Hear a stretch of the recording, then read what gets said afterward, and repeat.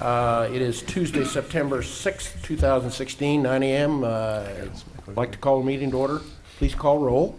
Pyrus de Carvalho. Here. Soldner. Here. Inskeep. Here. Deckent. Here. Dave Line. Here. Pledge of Allegiance. I pledge allegiance to the flag of the United States of America and to the republic for which it stands, one nation, under God, indivisible, with liberty and justice for all. All right. Next item, please. Darrell, good morning. Welcome again. Good morning. Let's pray. Dear Heavenly Father, most gracious Father, we thank you for the honor and the privilege of being able to come before you this morning. We thank you, Father, for the presence of the council members and the leadership. And Father, we know that our responsibility is to pray for those that are in leadership over us. And I thank you, Father, that it's our accountability. It's not that we gripe and complain, but Father, we pray and Father, we just do the part that we're supposed to do. And we thank you for that today, the privilege, the honor. We thank you, Lord God, for this meeting today. And Father, whatever needs to be done, that it's be done decently and in order. And I thank you for that in Jesus' name. Amen. Amen. Amen. Amen. Thank you, Darrell. Next item, please. Item 4, proclamations. All right, we have a proclamation. Is there anyone here from the College Grove neighborhood group? There are a lot of us here. Hey, all right.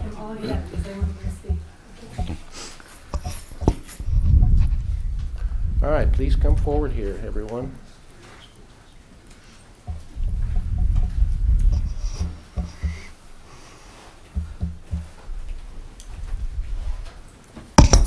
Well, we're going to present, it's an honor to present a proclamation to you all, and then we'll give you an opportunity to share what your future plans are for the new neighborhood, huh? Thank you very much.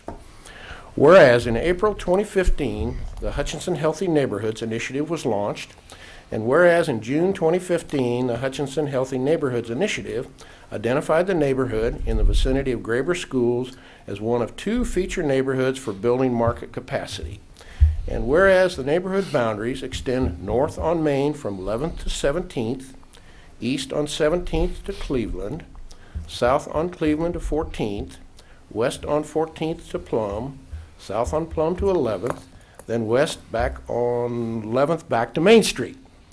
And whereas having a neighborhood name allows for a neighborhood to have a unique identity and develop a marketing strategy, and whereas in the spring of 2016, residents provided nominations for naming the Graber School area neighborhood, which names were then voted upon via postcard ballot, and whereas on May 16, 2016, postcard ballots were counted and a neighborhood name was selected. Whereas on August 28, 2016, the neighborhood name was revealed at a lemonade launch party. Whereas the neighborhood has voted to name itself the College Grove neighborhood. Now, therefore, I, John Daveline, Mayor of the City of Hutchinson, Kansas, do hereby proclaim the Graber School area neighborhood as the College Grove neighborhood. Well, welcome, College Grove neighborhood, all these great folks that are doing good things in the Graber School area. So, present the proclamation, and would you like to say some comments? Tell us what you're up to. I didn't prepare any comments. You probably have one.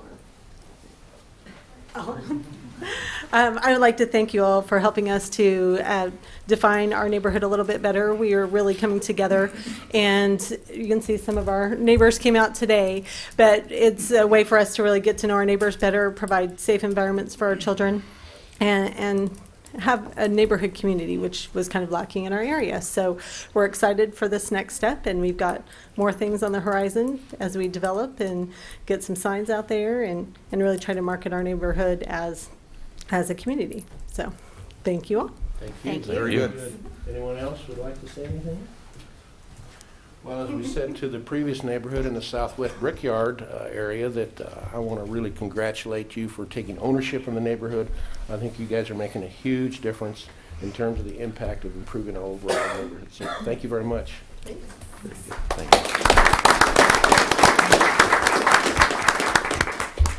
you. Now we have an unpublished item on the agenda. Steve, do you want to come forward too? Steve was asked to be part of this, and I'd like to invite John Scott to come forward. John?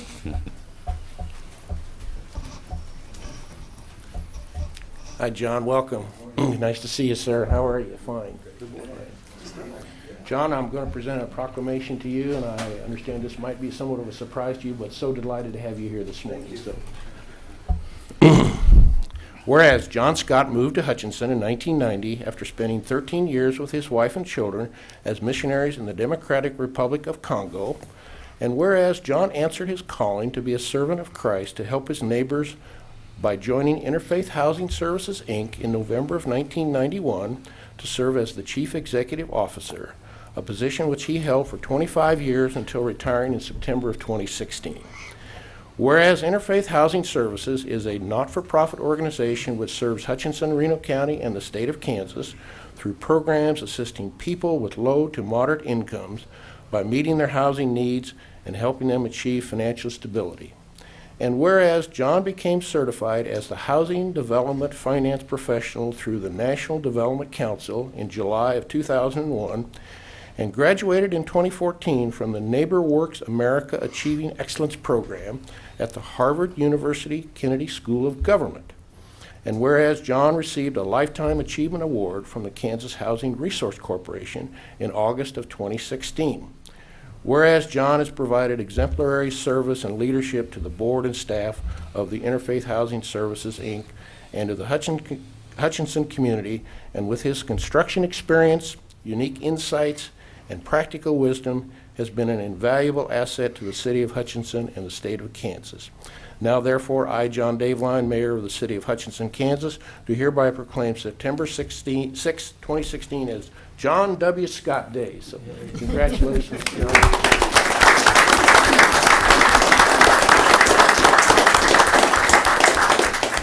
John, congratulations. You and I go way back. We do. We've had some wonderful years together, so share some of your parting thoughts as you move into the next chapter of your life. Okay. Well, thank you so much for the honor. I appreciate it very much. It's been a joy working here in Hutchinson for the last 25 years. I remember my career in Hutchinson actually started out right down the hall here with the city of Hutchinson for several months while I worked with the city and got to know everybody, which was a wonderful, wonderful experience, one that I've treasured ever since I've been here. But Hutchinson still has a lot of work to do in housing, and it will continue to be a passion of mine, and I'll continue to champion that in any way that I can for as long as we're in Hutchinson. Right now, we have a blank sheet of paper. We haven't written our future yet. We don't know what it is or where it is, but that will unfold in the next several months, I'm assuming. But I thank everybody for making us welcome in Hutchinson 25 years ago, for supporting Interfaith Housing Services, and I trust that you'll continue to support a great organization that's changing your community. Thank you.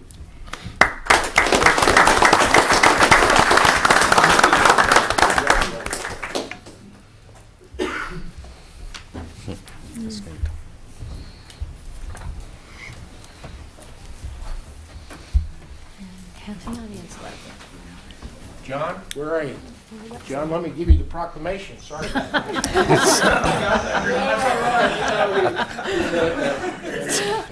That's pretty sure.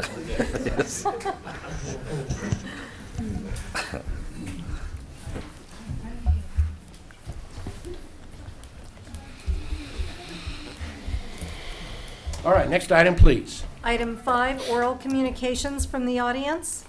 Again, this is the time that we provide to those in the audience to come forth and to present something that is not on the agenda. We ask you to limit your comments to 5 minutes. We ask you to give your name and address. And yes, sir, if you want to introduce yourself, please. Hi, my name is Greg Dovell, 305 North Whiteside Street. I stand here before you today as one person, but please make no mistake that I represent over 350 businesses at this time, and I have the honor of speaking on their behalf. We want to present an offer to City Council, basically to have them come back to the table and renegotiate the stormwater fees. We're not opposed to paying something, but the commercial properties are opposed to what they're being charged. We have 2 options. The second option's not near as fun as the first option. But I respectfully ask City Council to listen to me. If you have any questions, please ask questions.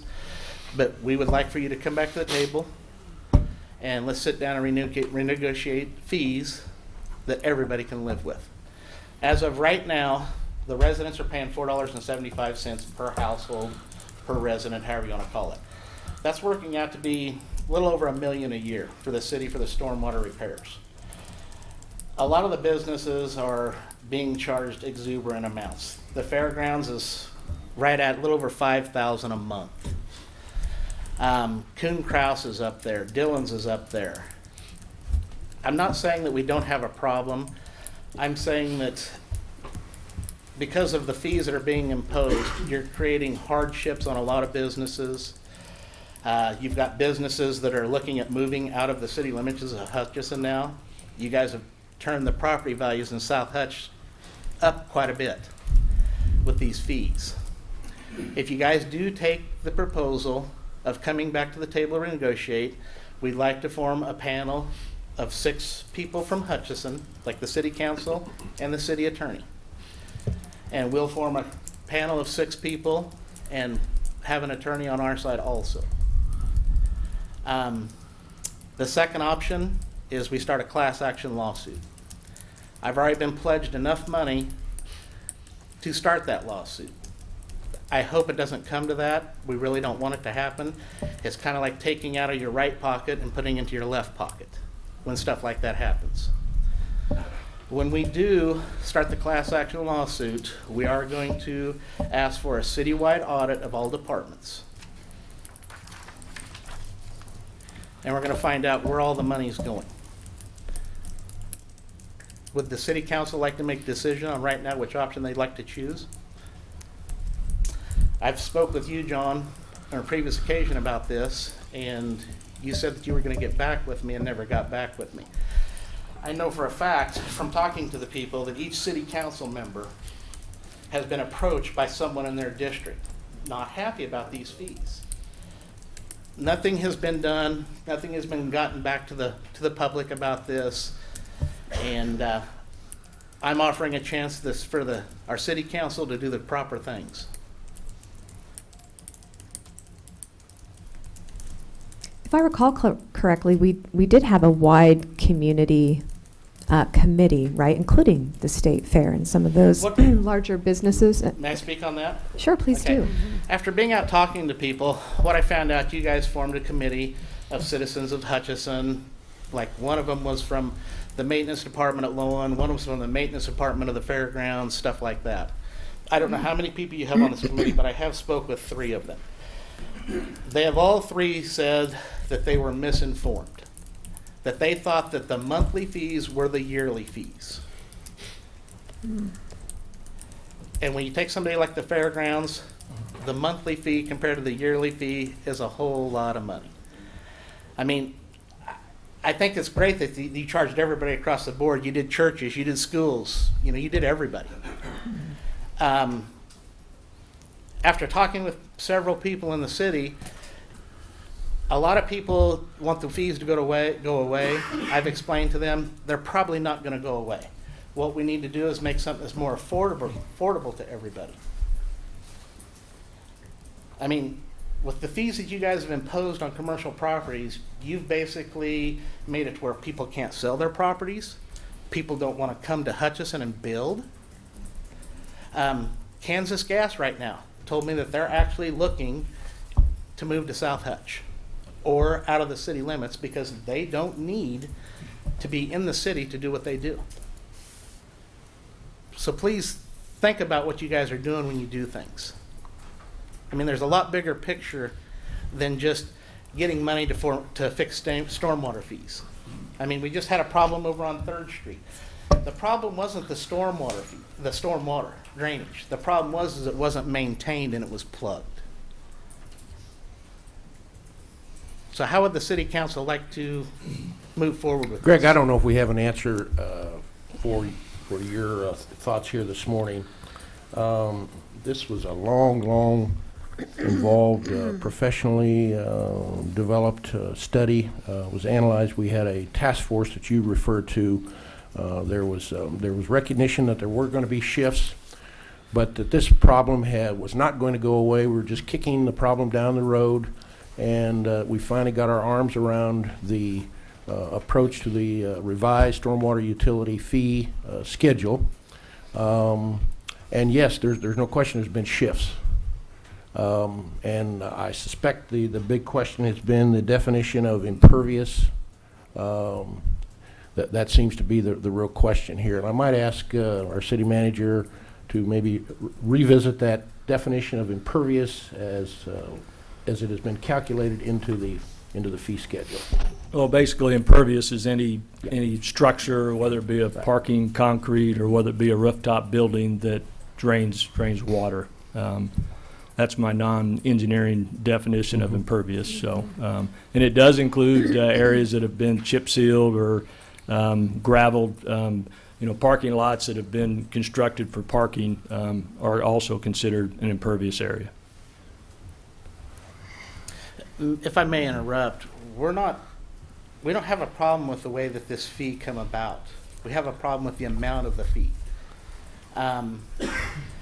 In my hand, just one evening for 15 minutes, I got on the internet and I downloaded 30 cases across the United States of cities that have been sued in a class action lawsuit. Not one city has won in this lawsuit.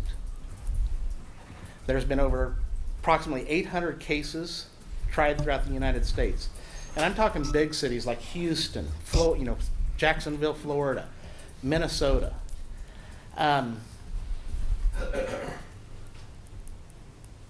We don't want it to come to that. We want our city council to do what we've elected them to do and to be open-minded and listen to the public. So what we're asking is to come back to the table and let's renegotiate something that we can all live with, that'll make John happy, that'll make the people that are in flood areas happy. We're not saying that there shouldn't be a fee. We're saying that the fee that you're charging commercial properties is too much and you're doing a lot of damage to the city.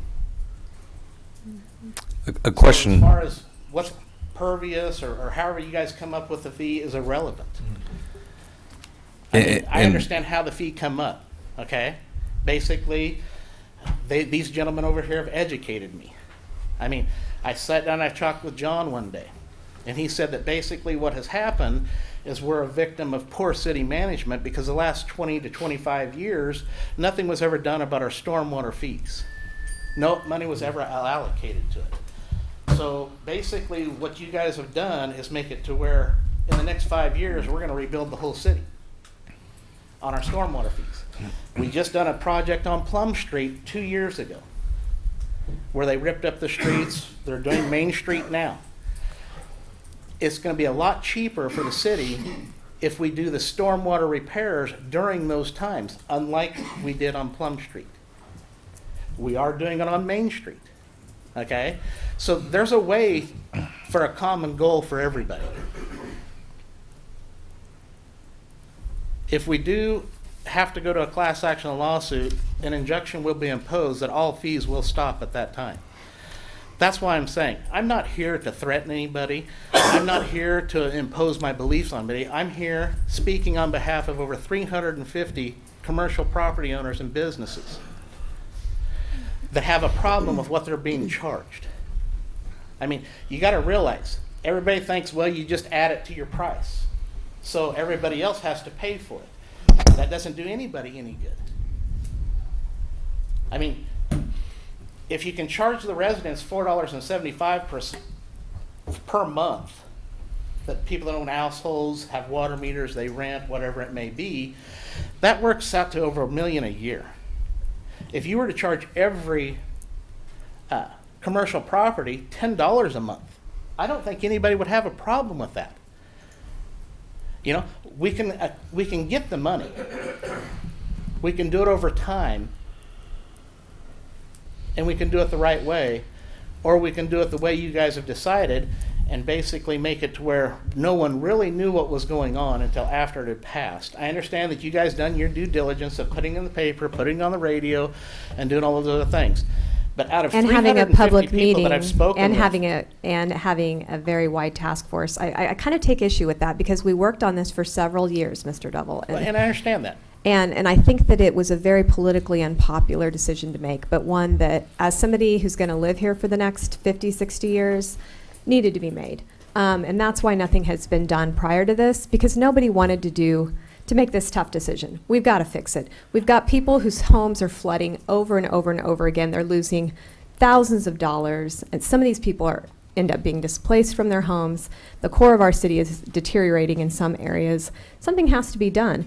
We looked at all the sister cities in Kansas. Many cities have one of these. Thankfully, we're not Lenexa. We're not charging $9 plus per unit. So I think we really worked diligently to do the right thing, to involve a wide sector of business people. I would like to see your petition if you have 350 people, because I didn't get a petition. We're not going to do it that way. We've done stuff like this in the past, with basically on the what was it, the things that all the landlords are mad about, what was that called? Rental the property registration. maintenance code. Oh, yeah. We've gotten, we went out, we got the signatures, stuff like that. That doesn't work. I mean, the next step here is a class action lawsuit, and mark my word, it will happen, okay? We're not here to say that we don't need to make these repairs, so please don't make that mistake. Mm-hmm. We're here to say that we can do everything that everybody wants done. We can do it a little more fairly on the charges. Well, Greg, we can, I suspect we can review and dispute, and you can dispute the fee schedule that was developed by the task force. I believe, Mr. Clinton, there were 3 different options. So do you want to come forward and kind of summarize what the task force was presented in terms of options for the fee schedule and how we arrived at what we ultimately did? I'm fully aware of how we arrived at these fees. Okay, I mean, that's But not the issue. I want Mr. Clinton to review that for the benefit of all of us. Okay. Yep. Brian Clinton, Director of Public Works. Yeah, actually we looked at several different ways to fund storm sewer maintenance and storm sewer improvements. We looked at what it would take to increase property taxes to the level of service that our task force wanted to see for the community. We looked at what it would take to increase the sales tax to fund the level of service for maintenance and improvements. And then we looked at a stormwater utility fee and ended up deciding to move forward with the stormwater utility fee.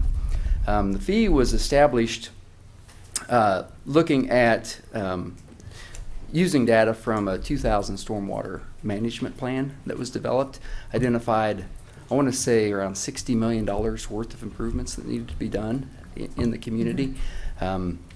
There were several fees that were laid out, and I believe the $4.75 was to fund about 50% of those identified projects. 50%. Over how long of a? Over how long a period? Over about a 20-year period. 20-year period.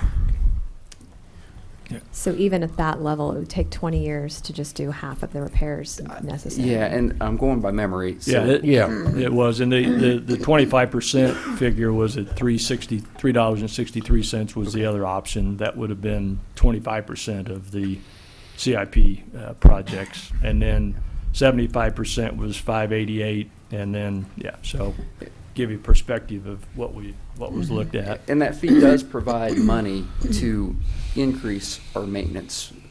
Prior to the fee, we were completely reactive. There'd be a sinkhole in the road, and we would go fix that sinkhole and that storm sewer at the time. This is providing us to begin cleaning the storm sewer system, which hadn't been done in probably 50 years, if ever. And also, the fee also provides management of the NPDES Phase 2 permit that we have through the EPA. And Brian, I don't know if you have been working with business owners, but this is a hardship to many of them. So are you actively working with those who have expressed that it's a challenge for them to pay this additional fee, and telling them ways, because we did build in ways to reduce that, right? There are some credit options for folks to apply for.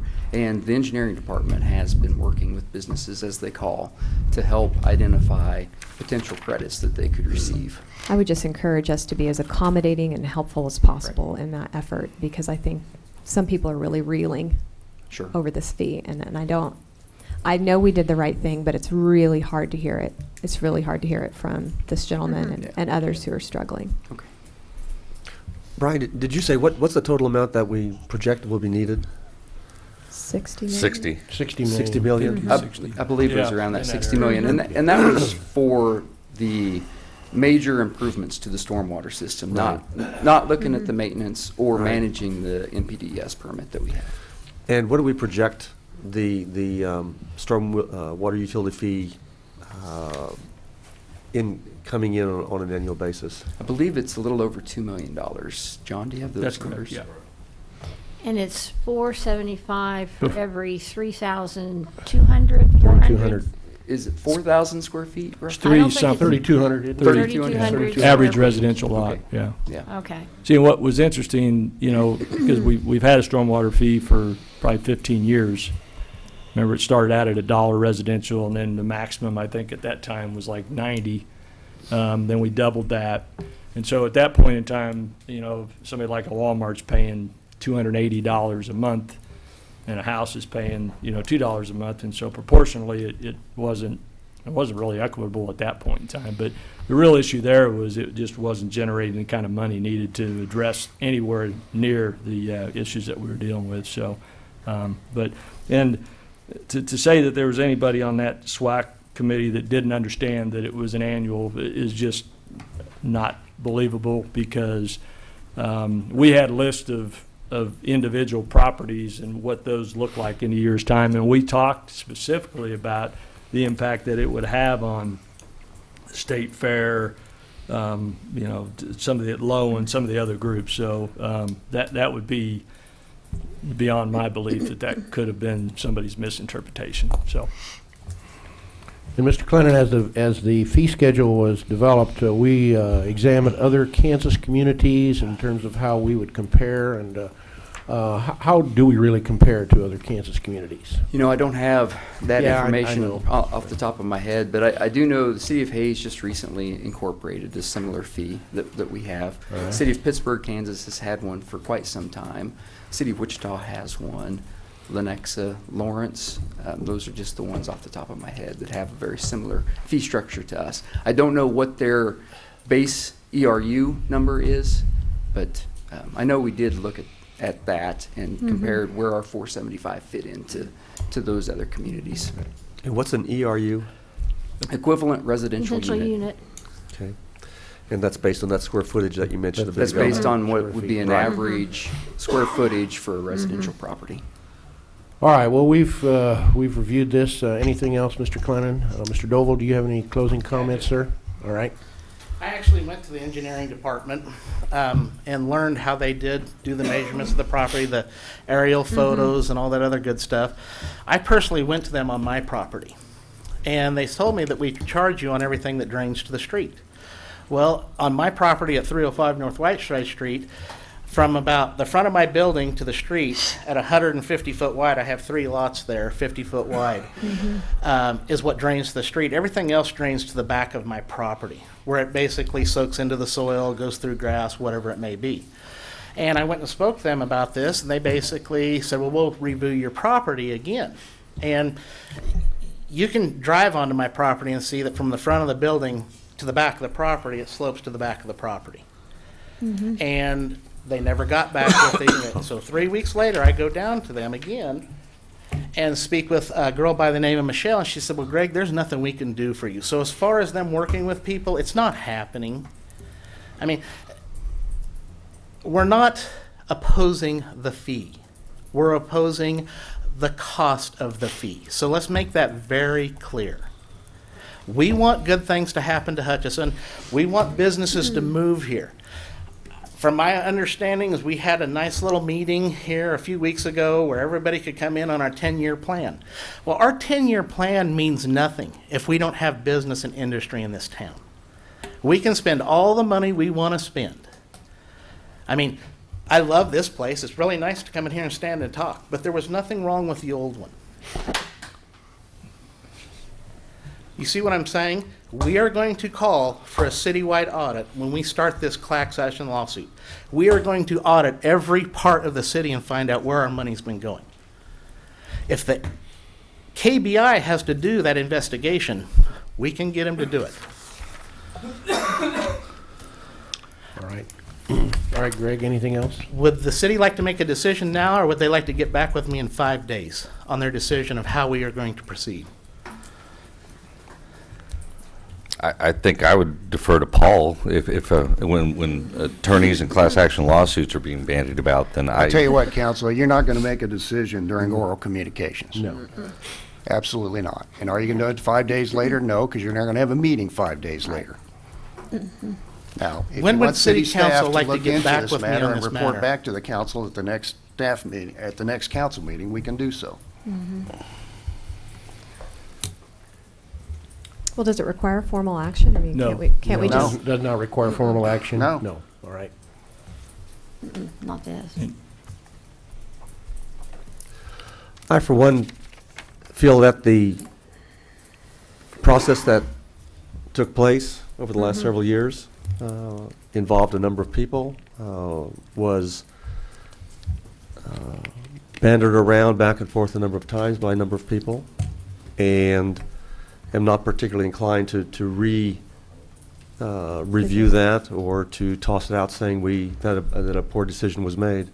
It was a difficult decision by those making that decision at the time, and it seems to me, having listened to Mr. Clennon, that property and sales tax, that the method of using the stormwater utility fee was the best method among those to utilize and spreading out among a number of people.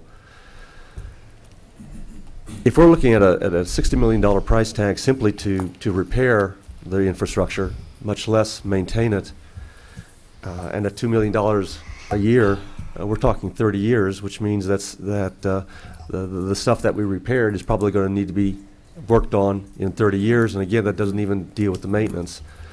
We can reduce the amount. No, that's true. We could choose to do that. But do we want to make it a 50-year process or a 75-year process? How much is the money? How And much money is? I don't know that that's the road to take either. I wouldn't mind having the information to review again, just for my own information, but I don't know that I'd be inclined to make a change to something that had been looked at diligently by a number of people and a lot of time spent on to make that decision.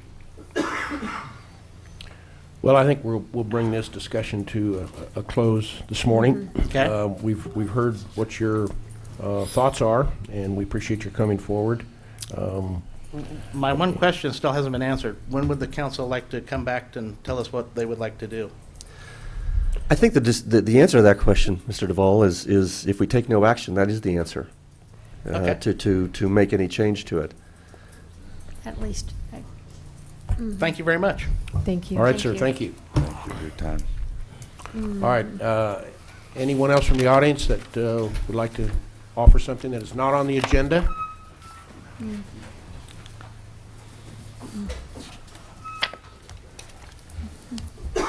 My name's Ed Manchi. I'm with Silas Enterprises, and I would like to bring up the point. This is concerning the same subject that we have just talked about. I have contacted 2 of the city commissioners here today and asked for 1 hour to come out to my businesses and look and talk to me.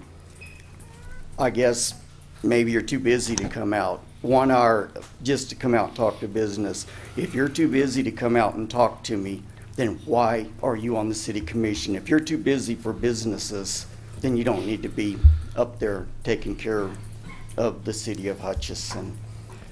And also another point is you brought up all these other cities about what they charge, how you talk to them on this, how they get their money and everything. You need to look at the whole picture. Wichita's sales taxes are quite a bit cheaper than Hutchinson. The mill levies in Hayes. Look at what their mill levy is in Hayes. Look what they charge for property taxes. We pay high taxes in Hutch on everything. My businesses, I have 7 businesses in Hutchinson. I paid $40,000 for one. Okay, I was charged, my property tax valuation says it's worth $125,000. I have protested. They called it a distressed sale. So we have the highest taxes in Hutchinson. We have the highest crime rate in the state. We have the highest number of seatbelt tickets in Hutchinson. We have the highest number of tulips planted on the highway. But what I'm asking is, let's take care of the businesses that are in Hutch right now. And by this stormwater tax, which it ain't a tax, it's a fee, to take the water off our property, I'm asking each one of you guys, give me 1 hour of your time and come out to my place when it's raining, or come out before it's raining and look at the grass that's growing. I'm being charged for that grass. When it rains, I don't have drainage ditches. I don't have drains outside my property. When it rains, the road's higher than my property. It comes on my property. I mean, just come out and give me 1 hour and come out and see what's going on. And then the word impervious and pervious. Okay, if I have grass growing on my property, does that mean my grounds holds water or runs off water? No. So look at the way you word the word impervious and pervious. Look and see how, I mean, if I have a roof, I understand there's water runoff. But if I have sand, or if I have grass, or I have weeds, water does not run off, but yet I'm paying for it. If you don't pay the fee, then they turn it to a collecting agency. I have a letter from the city telling me they're going to turn my fee over on a vacant field that I have. They're going to turn it over to a collecting agency if I don't pay it, and it's going to come out of my taxes at the end of the year. So the fee becomes a tax in a way. But that's, you know, just give me 1 hour, call me, and I will make sure I can be there and come out and look at my property, and then you'll see what we're talking about. Mr. Manshee? Okay, thank you. Thank you, by the way, for your investment in Hutchinson. And I don't believe you contacted me, but even if I came out, which I would definitely be willing to do, I'm not sure I could offer a lot of insight. So I'm wondering, have you contacted the city's engineering department or somebody who could assess more accurately than me? If Michelle has worked with me a lot, the one lady there. She Okay. has worked with me a lot. I really appreciate her. She's worked with me a lot. Yeah, she's great. But there are other people that I have went out and looked at their properties, and I understand what they're saying. But no, it's not that you can do anything about it, but you would see our side of it. Absolutely. If you come out, you'll see what, I mean, you come out there when it rains, and we got water knee high in our property, and it's coming into our property, and it's soaking down into our property. It's not washing off. I mean, if you could just come out and see, you would understand our side. Maybe you I can see. help us, but at least you would know. I see. Out of Yes. curiosity, what's your address? Which property are you I referring have- to? I think 9 different places in Hutchinson, Okay, but which- my major one is 2115 East 11th Street. Okay, with the salvage yard. Yes. And we're looking at having all the vehicles and everything that you have piled up in there, Mm-hmm. which they don't allow anything to drain. Yeah, we'll be in touch. Yeah. I Yeah, guess it you comes- could charge me for the No, rainwater but I coming mean, off you know, the it's, roofs of the you know, I'm cars. just thinking, okay, how's it gonna drain then? I guess I would be interested in seeing what the appeals process or the review process is for the individual, and also the wording. Again, if it's utilizing the storm, it's running towards the street. Obviously, they're participating. If it's running away, is that some sort of caveat, some sort of a catch that doesn't? And again, I apologize. I'm a little late to the party. I know this was passed the year prior. I mean, I own it. I'm on the city with the rest of everybody, but I'd be interested in that appeals process, that review, and some of those credits. And you can even give me guidance as to where to look online or whatever. Give you the book. That's what I want to know. I'm sure it's a thick manual, but. It is. It is. And with regards to reaching out, I believe you're discussing myself, we met that one day, Yeah, a I separate talked matter to on him. business I or whatever. won't say names, And but you're I fine, you're fine. But I apologize. I had intentions of meeting with you. I had a legal obligation that I've been tied up And for a I week and a understand half. busy, And 'cause- so, and that's not an excuse, but literally, Jury duty. I was otherwise obligated for a week and a half. And Well, so, it's still, the yeah. offer's still open. And Come- I come might out. very well, along with what Jade said, there's very, but I could see what we're talking about and all that, so I'd be willing to meet with you, and you and I could take that up Yeah, separately. and you would understand, I think you just understand what we're talking about. Sure. Well, that question of the definition has been discussed and rediscussed many, many, many, many times. I have asked the city manager and the city attorney and the director of engineering to again review with us that definition. And I challenged it many times earlier in the process, and I think Jade recalls that in terms Well, it of needs what to that be black and white. If what it's that asphalt, definition is. yeah. And it's been communicated to us that that is the correct definition of impervious, and that's how it has been implemented. So I know there's many that dispute that, but I have been assured by the professionals that that is the correct definition. Yeah, it's a definition, you're right. But you guys are leaving it up to a person to come out and look and say, oh, that looks like it's packed clay. Water washes off. Well, step on it and see if it's packed clay. It's not, If it's sand and you sink 6 inches in sand, it's not going to have water run off. But yet sand's hard. I'm just asking, make it black and white. If it's a roof, if it's asphalt, if it's concrete, yeah, water runs off. But if it's dirt, sand, or gravel, unless it's packed, it does not run off. I'm going to suggest that we place this on the agenda for the next meeting The 20th. to, again, have our staff, and if necessary, the consulting firm that we hired to revisit this for the benefit of the balance of the council in terms of the appeal process, Thank those you. definitions. I think it's an important enough decision that we need to not dismiss this. And so I would like to ask that we put this on the agenda. If 2 weeks is too soon, but the sooner the better, if that's acceptable with council. I agree. Absolutely. Thank you, John. All right. Is there any way I could have maybe one or two come out and just see what we're looking at? So Yeah, I'll when come we out. have that, Yeah, I'll come out. I'll say I'd Yeah, agree as I well, can. yeah. just call me 2115 and East I'll 11th make Street? Yeah. Come out and make an, You I'm be- calling, I'll make sure Will I'm you be there this afternoon? I will be there if I know you're coming. I'll be there at 2 o'clock this afternoon. And I'll be there. All right, very good. Thank you. No, I might be able to join you. All right, 2 o'clock? Yeah. All right, we can't have more than Two. Two. Right, all right. 2 o'clock, Mr. Mansky? 2 p.m. this afternoon. Yeah. All right, anything else from anyone else in the audience? Okay, next agenda item. Item 6, consent agenda. I will move to approve the consent agenda as printed. Second. Any further discussion? I'll make one clarification on the voting delegates. We'll flip I think we had Jade listed as mayor, and we'll make sure we get that changed Jade's the before we mayor? send it in. All right, Jader. I told him to change it last week. I don't know what you're talking about, but, Yeah, we'll take care of it. All right, For very the good, so. meeting. All right, there's a motion, a second. Please call roll. Iris De Carvalho. Yes. Solner. Yes. Inskeep. Yes. Deckent. Yes. Dave Line. Yes, next item, please.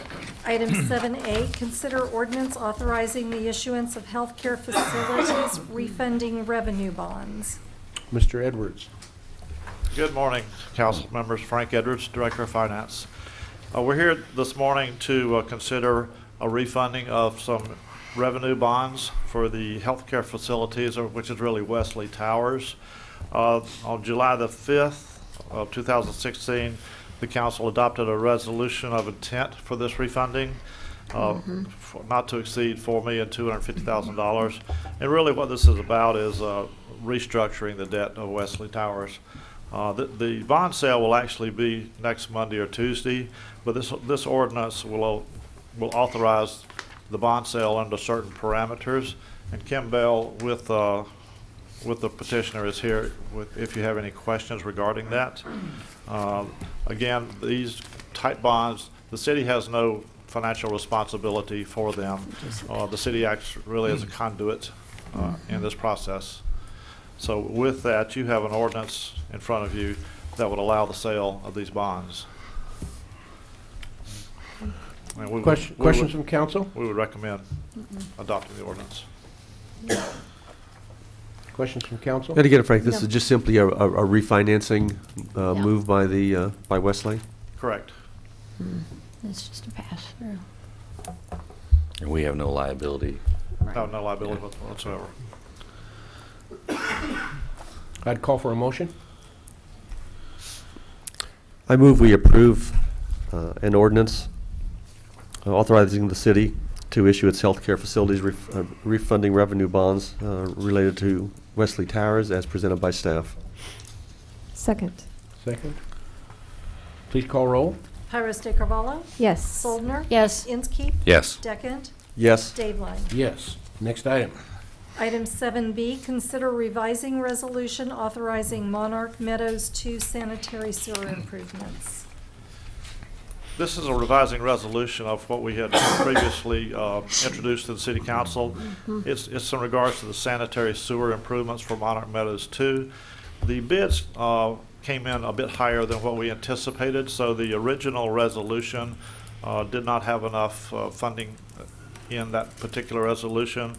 We're advised by council that we actually need to revise that resolution and propose it to you.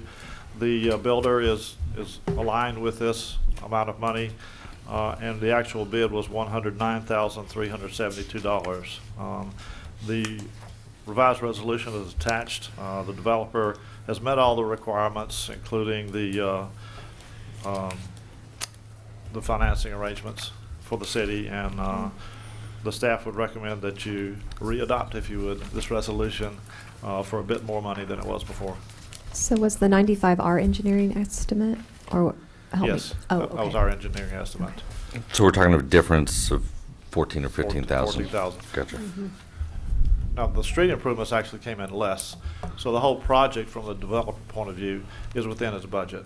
Okay, great. Just This different- particular element was higher. Was higher, Yeah. yes. And we would recommend adopting this revising resolution. All right, further questions? If not, I'd call for a motion. I would move to approve a resolution amending resolution number 2016-R26 of the City of Hutchinson, Kansas, Monarch Meadows 2 Edition Sanitary Sewer Benefit District 2016, and authorize the mayor to sign. Second. Second. Please call roll. Pyrus de Carvalho? Yes. Soldner? Yes. Inskeep? Yes. Deckent? Yes. Dave Yes. Next item. Item 8A, consider update on condemned properties. Morning, Trent. Good morning.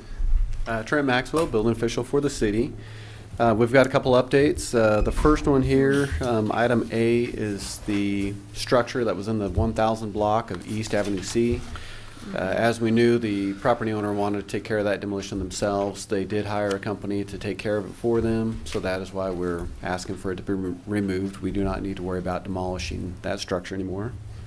Any questions that I can answer on that one? Purely curiosity, but was it one of the firms that bid the other work is going to do the work for them, or no? Yes. It is, in fact. They did bid on the other work, and they did already take care of this gentleman's Oh, that's right. property. That was more of a curiosity than anything. Thank you. So you said this property has already been demolished? Yes, I believe so. A week ago, a local contractor took a permit out for it. I believe my staff has already been there and signed off on that. Bless you. Bless you.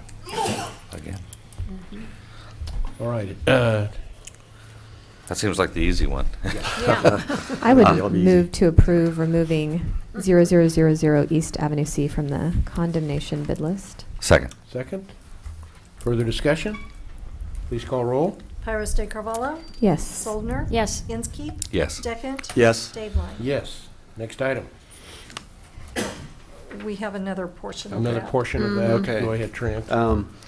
This is our 723 East 7th and 218 South Reformatory. The property owners are here in the group with us.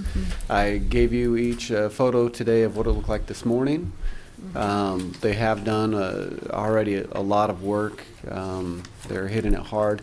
They did request, I would mention, 6 to 9 months to have it fully completed, but I wanted to keep them on the same rotation as the other individuals that came forth. So the other 6 property owners that we gave a 3-month, 90 days. 90-day. To keep them on that same rotation, I'm recommending just 2 months. Then we'll come back and we'll update and we'll see where all these properties at one time will meet and not have a bunch of different dates for you guys to meet on. They did pull a building permit. They estimated their cost in renovations per home, $20,000, plus a couple other additional contractors will have individual permits. So I'm guessing about $25,000 to $30,000 when it's all completed. If you have any questions for me on these properties and or the owners, they are here, and of course I'm recommending giving them that extension. I think they showed good faith by doing work with limited guarantees that, you know, where they were at or whatever. So I have no problem extending that 60 days. I would go so far as to move to approve reversing the decision to demolish 723 East 7th and 218 South Reformatory, and that a 60-day, and again, in order to keep everything in line, extension be given for the property owners to continue the rehabilitation of these structures. I'll second. Motion is second. Just a comment. I wanted to thank the property owners. I think when we can save structures from being demolished, it's certainly preferable. I mean, we may have been able to get rid of the blight that those structures had presented, but when there are people that step forward and put the effort and the money into saving structures, I think that's well worthwhile, and I appreciate that. Please introduce yourself. Good morning. My name is Mauricio Fodoa, and I'm glad that this is working out for us, and I appreciate it for you guys to take the time to give us the opportunity to prove that that we can do this. I mean, I know it's a hard work, and we try the best we can to fix these homes, and I just appreciate everything for you guys, and I thank you. I mean, that's all I can say. Very Thank cool. you. Thank you. Thank you. Yeah, Thanks for coming You're today. welcome, and And thank for you. your investment. Yeah, Yeah, thank we're you. thanking you. All right, we have a motion and a second. Any further discussion? Please call roll. Iris De Carvalho? Yes. Soldner? Yes. Inskeep? Yes. Deckent? Yes. Dave Line? Dave Lang. Yes. Excuse me. Thank you, folks. Appreciate it. Thank you. Thank you very much. Next item. Item 8B, consider bid report on condemned properties. Okay, so we did get our bids in. We had 4 demolition contractors, a couple of which were local, a couple from out of town, bid on the properties. They were very competitive. I feel real good about these bids. The properties that we're recommending to award the bids for are 417 East C, 527 North Cary, 605 North Cary, 909 East First, 514 East C, 615 Cary, 724 West Sherman, 1501 East 4th, 1413 East 35th, 317 East Avenue D. Gearing Enterprises was the lowest bid. He did have a couple incentives, being local and so forth. Is that somewhat new, or is that typical? It's been in the purchasing policy. I don't know for how many years. Okay. Frank's still here, but so he was the lowest automatically, I think, on all but 3. And then with the discount that he offered for the properties and being a local demolition contractor, he was able to get all of the properties, and his cost is significantly lower than our next closest. So the total amount for him was the $20,548. So I'm recommending that we award the bid to Gearing Enterprises for that amount. Okay. Okay, everybody clear on Trent's report and recommendation? I would entertain a motion. I move we approve the recommendation of the building official to award the contract for the demolition of the cited properties as presented to us for $20,548. Is there a second? Second. Second. All right, please call roll. Pyrus de Carvalho? Yes. Soldner? Yes. Inskeep? Yes. Deckent? Yes. Dave Line? Yes. Next item. Item 8C, consider letter of intent for tax exemption for Bold. Mayor, Council, I'll give a brief report on this. The city received an application for tax exemptions for the construction and operations of a logistics company that specializes in international hair care companies. The company is Bold LLC and indicated they would employ 10 employees as well as some seasonal workers throughout the year.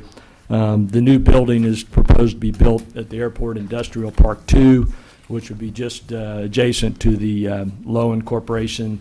We can bring it up on a Google map there. And it would be, you can see where Lowen is there by the airport. It would be to the west of the Alcoa Road there, just to give you perspective there. The property tax exemption request qualifies under Article 11, Section 13 of the Kansas Constitution. And we have a city policy that relates to these types of projects. And our policy requires a minimum of 10 jobs, an annual payroll of at least $250,000. City staff has reviewed the application. We determined that it qualifies under the state law for a property tax exemption. As part of this whole process, there's a cost-benefit analysis that's performed. That's been performed, and that's in your packet, and that'll be a part of our discussions as we move forward. But the next step in our process is really just to set a date and time for a public hearing so that all entities, taxing entities, would be notified of that. And in this case, it would be the county, HCC, USD 313, Hutch Rec Commission, and the library. I think those are the four that would be affected. And so really we're at the point in time today is to determine if we want to move forward and asking you to approve a letter of intent as to what this project would move forward. We would schedule our public hearing for September the 20th at 9 a.m. and then ask you to approve adoption of an ordinance at that point in time. And just to talk from a fiscal standpoint, based on the size of this project, the number of jobs that are being created, we've essentially 100% of the taxes are abated, but we're asking that a payment in lieu of taxes be made a pilot. You'll recall that term. And so as we're recommending, and you see in your packet, that in year one, the project would pay 0 in taxes. In year 2 would pay 10%. In year 3, 20%, and then so on in 10% increments through the 10-year period. And really over the course of the project, roughly 55% or $233,000 of the taxes would be abated, and the project, the business owner would pay 45% or $191,000. So at this point in time, staff is recommending approval of the attached letter of intent, which basically notifies the applicant that we're setting a public hearing on this project. It does not commit the city to anything. It's simply our intent as we move this process forward as part of our policy and steps that we go for. So be happy to address any questions that you might have. But again, we're just approving the letter of intent and then setting the public hearing for September 20th. Okay. I know we're going to have a public hearing September 20th on this, assuming this action is approved, but I wonder if there's anybody that could maybe give us a little brief overview of who Bold Company is, and what they do, and what they're all about? Looking at you, Bart. Hi, council members. I'm Bart Coyman, 16 Prairie Dunes Drive. We started Bold 3 years ago in the old Peels building on 4th Avenue. And so over the past 3 years, we've grown and did a small addition beginning of this year. And we've ran out of space again, so we're looking to expand. And basically what we do is we have about 25 customers, all of them mainly European hair care companies. And they're trying to break into the U.S. and we're basically we warehouse and then we ship their products to distribution or mass retailers across the U.S. good. Okay. Tell us about the scope of your project a little bit, if you would. You're gonna build something out there? Yeah, we'd like to do about 50,000 square feet, add 50,000 square feet in warehousing. And basically use the same model that we're doing on 4th Avenue. So just more space. How does that compare in size to what you have there on 4th Avenue? We're right at about 100,000 square feet, but we also rent office spaces as well. So the facility on 4th Street doesn't. We use part of the space, about 20,000 square feet, for the office space, and the rest of it for the warehouse. So roughly, we're doubling in space, maybe a little shy of that. And you're gonna make a pretty sizable investment, aren't you? Yes. Yeah. You care to share what that is? Yeah, around 2 million. Very good. Yeah. Okay. All right. I'm almost afraid to ask, what's going to happen to the existing structure? Same as. Same as? Same as. Yeah, we're not going Okay. to change anything. We're just maxed out on space. So when we add new clients or clients that are expanding, ideally we'd have all their products in the same location. So right now we're having to lease some property. It's just not conducive to being as efficient as we'd like to be. Okay, gotcha. Well, you guys are certainly very entrepreneurial, and I congratulate you for your the way you've grown the business in the last 2 to 3 years. So, Thanks. It's good work, Mark. Thanks, John. Council, any other questions or? Yes. Sure. To John, if the employment numbers were not hit, I think 10, am I remembering? 10 employees, 10 employees. For some 250,000. reason that wasn't hit or maintained. Is there some clawback provisions? Yes, yeah, there would be, yeah. That's just part and parcel of the Typically, agreement we that would have. be in the development agreement, and, you know, Okay. as we work through these, we'll be a little more specific in the development agreement than through, and actually, in this case, the size of this project, we typically wouldn't even go through a development agreement, but part of the tax exemption is, even though we authorize it, the state of Kansas has to approve it. Has to approve it. And so if the employment numbers aren't there, you know, we'll have some discussion there. But it's an important part of our policy is that the job numbers be met. So, but we'll follow through. That'll on be that. lined out. Yeah. And the 250,000, is that pure payroll, or does that include benefits? And maybe that's part of the The policy doesn't specificity. really specifically say, Okay. it just says, yeah, Okay. payroll, so. All right, well, and that'll come up Yeah, later. and we actually talk in there too about the payroll plus health benefits, and not real in specific terms, but, yeah. Please. Jason Baum with the Hutchinson Reno County Chamber of Commerce. We've been working with Bold on this project for a number of years now. Their intent with respect to employment is that all 10 of these jobs that would be created would work directly for the company, and that they would all be jobs that come with additional benefit over and above the base wage. Okay. Okay. Very good. Thank you. Thank you. All right. Council, any other questions? Just always exciting to see this type of, Sure is. of job growth. And I don't think we're going to have to worry about those employment numbers. We've come to expect great things from this company, and certainly glad that you continue to invest here. So thank you. Knowing the Peels, they don't sit by idly. They grow and expand, so very well done. So can I entertain a motion? I would move to approve the letter of intent authorizing the mayor to sign and setting the required public hearing for September 20th, 2016 at 9 a.m. in the city council chambers. Second. Second. Any further discussion? Any comments from the audience? Please call roll. Pyros Carvalho? Yes. Goldner? Yes. Inskeep? Yes. Deckent? Yes. Dave Line? Yes. Next item. Item 8D, consider map delineating the city of Hutchinson's area of influence notification area. Good morning, Jana McCarron, Director of Planning and Development. And I have a little bit different item for you all today. It's not a planning case or a housing thing. This is actually something that came about from a contact with the county. So when the county just recently redid their zoning regulations, they adopted new zoning regulations, And as part of those regulations, they authorized or allowed for cities to establish notification areas. And within those notification areas that are not part of the actual current city limits, but outside of those, the county would notify us or any other city that chose to pick a notification area of rezone request and conditional use permit requests. So if somebody in the county in that area wants to rezone their property or they apply for a conditional use permit, then the city would be on the list to be able to make comments.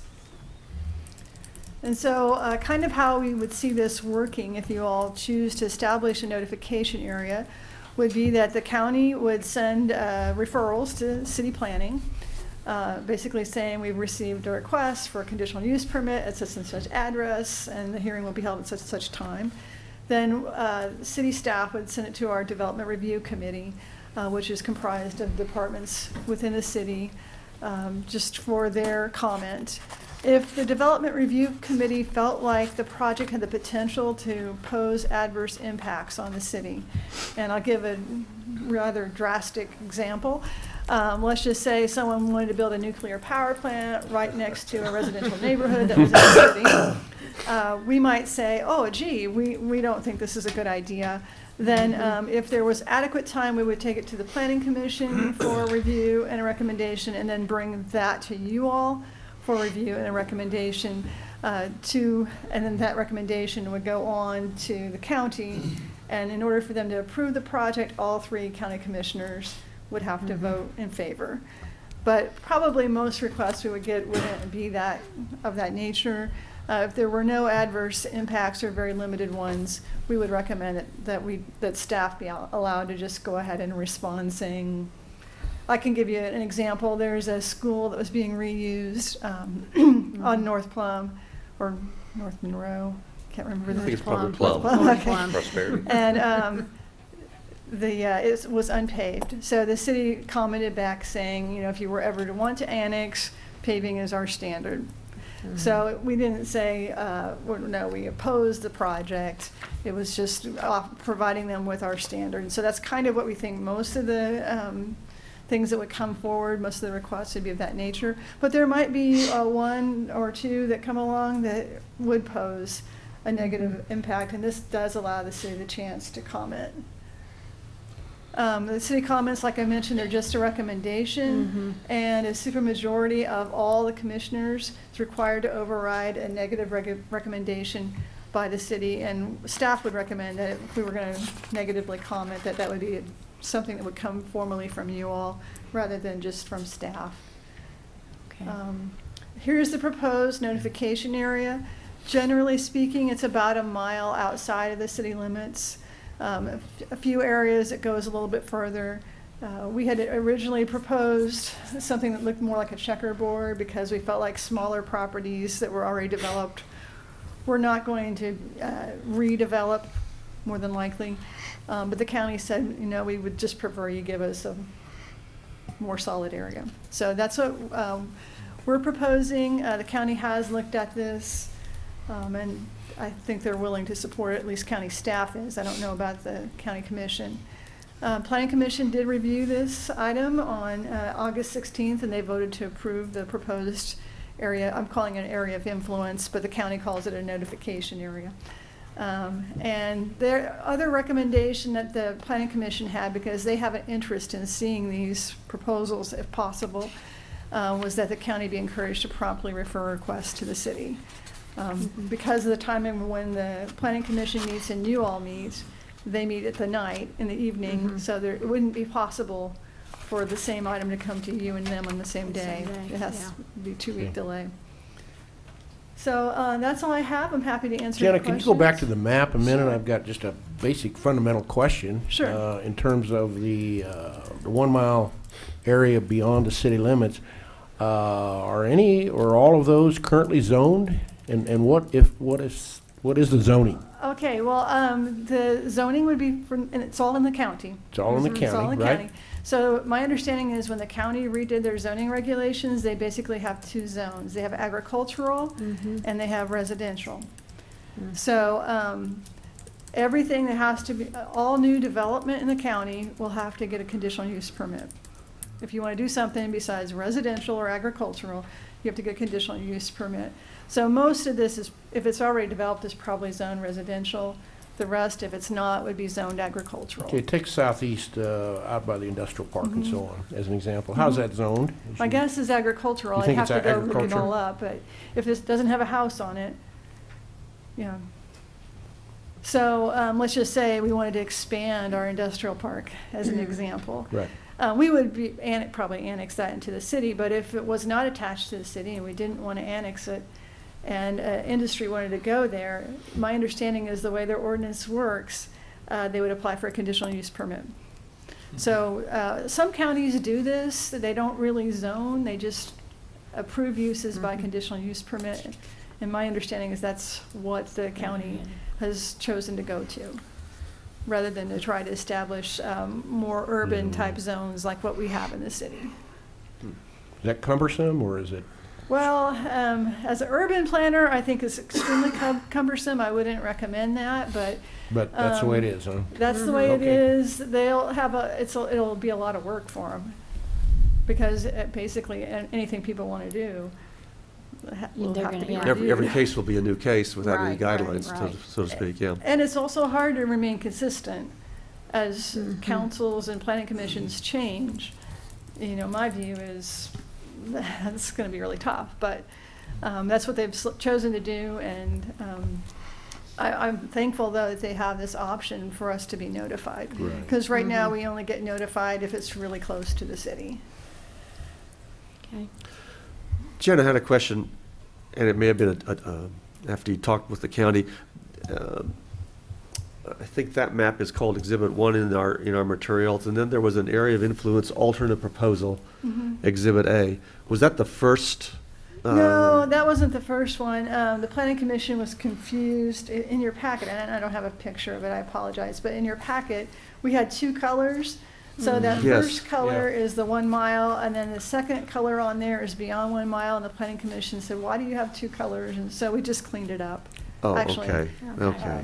It was just, so it was a distance delineation of yes, that, okay. yeah. So now, this is what we'll give to the Gotcha. county, and just be all one color. So it's the same map, same area in both of Yes, those? Okay. yes.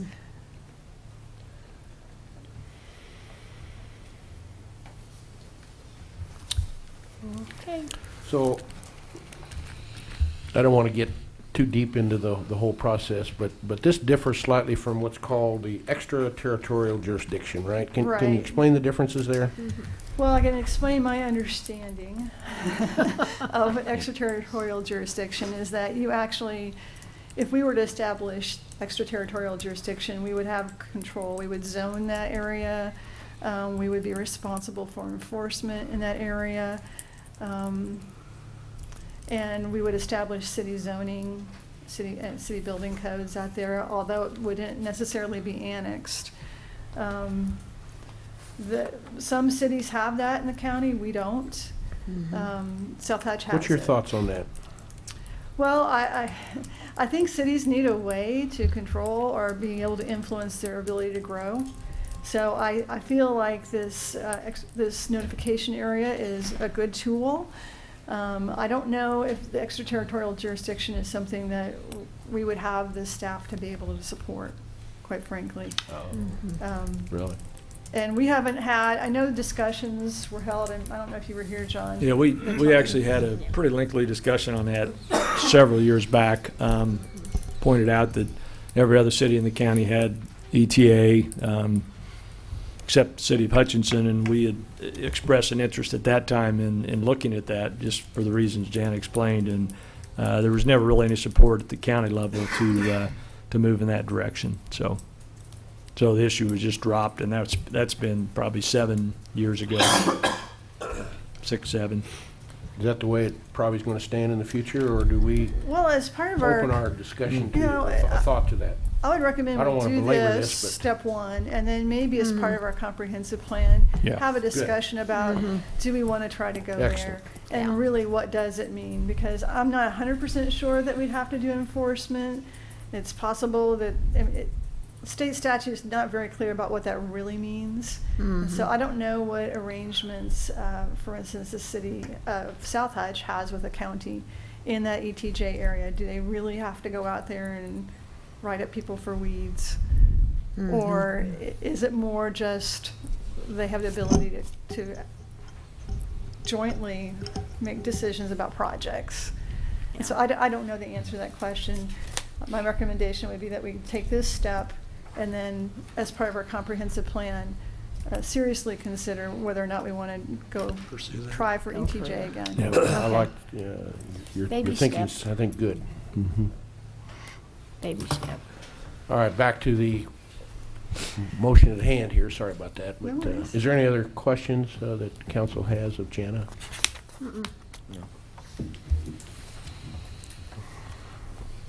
Okay, any questions from the audience? All right, I'd entertain a motion. Thank you, Jana. I would move to accept and approve a map delineating the city of Hutchinson's area of influence notification area and authorizing staff to forward the area of influence map to Reno County along with request for prompt notification for consideration. Second. Motion and a second. Any further discussion? Please call roll. Iris De Carvalho? Yes. Soldner? Yes. Inskeep? Yes. Deckent? Yes. Dayline? Yes, next item. Item 8E, consider bids for Monarch Meadows 2 Phase 2 improvements. Good morning, Mayor and Council. This dovetails with the motion that was requested by Finance Director. And this is for Monarch Meadows 2. And just a clarification that I picked up earlier, the engineer's estimate was actually completed by the consultant's engineering firm. And Okay. not by Didn't want, our Not department. you. you didn't want to own that one. No, sir, I did not. No, I did not. At any rate, the overall project budget itself came in under the engineer's estimate. And because the sanitary sewer was broken out as a separate item, that's where we had to come back in, which prompted the previous motion. And we had two bidders on the project, APAC Shears Division of Hutchinson, Kansas, Cornejo and Sons out of Wichita. APAC Shears was the low bidder at $423,424.20. Cornejo and Sons was $448,723.88. As such, we would request that and recommend that APAC Shears of Hutchinson, Kansas be awarded the project in the amount of $423,424.20. Okay. Okay, Bruce. Questions of council? Is this project ready to proceed? Yes, sir, it is. As a matter of fact, Nice. it's got a very rapid completion date. The completion date is November I the saw that, 15th. yeah. Wow. Great. We've actually already had a pre-application Okay. meeting with APAC Shears. Any other questions of council? Call for a motion? I move we approve the awarding of the project APAC Kansas for the Monarch Meadows 2 Phase 2 improvements as presented by staff. Second. Motion second. Please call roll. Iris De Carvalho? Yes. Soldner? Yes. Inskeep? Yes. Deckent? Yes. Dayline? Yes, next item. Item 8F, discussion on traffic calming guidelines and policies. City Council just wanted to brief you. This is really kind of a follow-up to some recent discussions you've had with a resident concerning some traffic issues up in Carlton Road area. We've done a couple different vehicle counts up there over the last couple of years or last year, and I think it really kind of led us to begin to talk about, okay, at what point do we kick in some of these traffic calming tools? And some communities have traffic calming guidelines and policies that basically communities follow, so we don't get into just hodgepodge, the people that yell the loudest get this and others that don't. And so we really just kind of wanted to spend a day, no action required, but maybe direction. Is this something that you would like us to consider? And Bruce Cawley is going to kind of walk you through what traffic calming guideline or policy might look like. Thank you, John. And again, this is an educational process, and as I understand it, as I understand it, the policy itself, and correct me if I'm wrong, Paul, the policy itself can be implemented in my department without council action.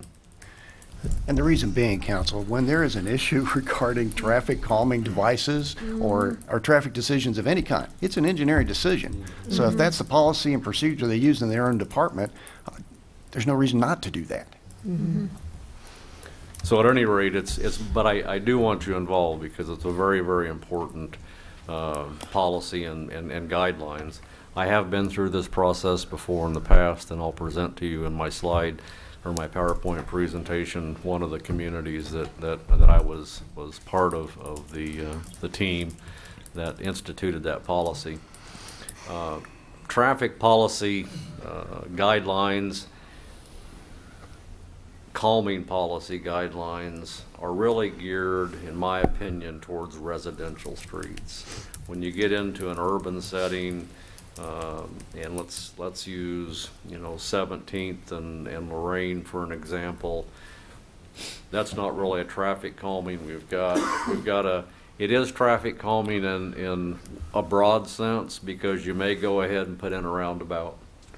There's one at 43rd and Plum Street, but what I'm going to be talking about is really geared towards residential.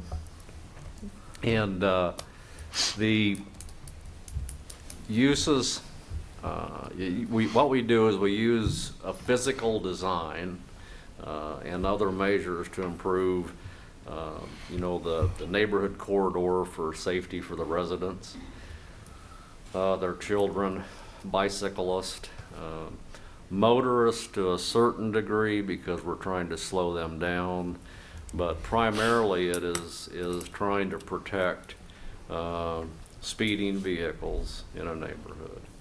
And literally the intent is to calm them down. And what types of devices are there available? What we have raised pavement areas, which down here on the bottom is an area that what some people call speed bumps, but now they revise those to a speed hump. And it's a little bit more of a easy transition. Surface texture and visual devices, that speed hump area, you can see that it kind of grabs the driver's eye and to give them an idea that, hey, something's coming up, I need to slow down. I'll digress slightly on this, and I think it's a marvelous idea. Maybe I've already shared this, I don't know if I have, please forgive my redundancy. But I went to the Spaces and Places seminar or get together up at the Cosmosphere a few weeks ago, and they were talking about what to do on the streets, etc.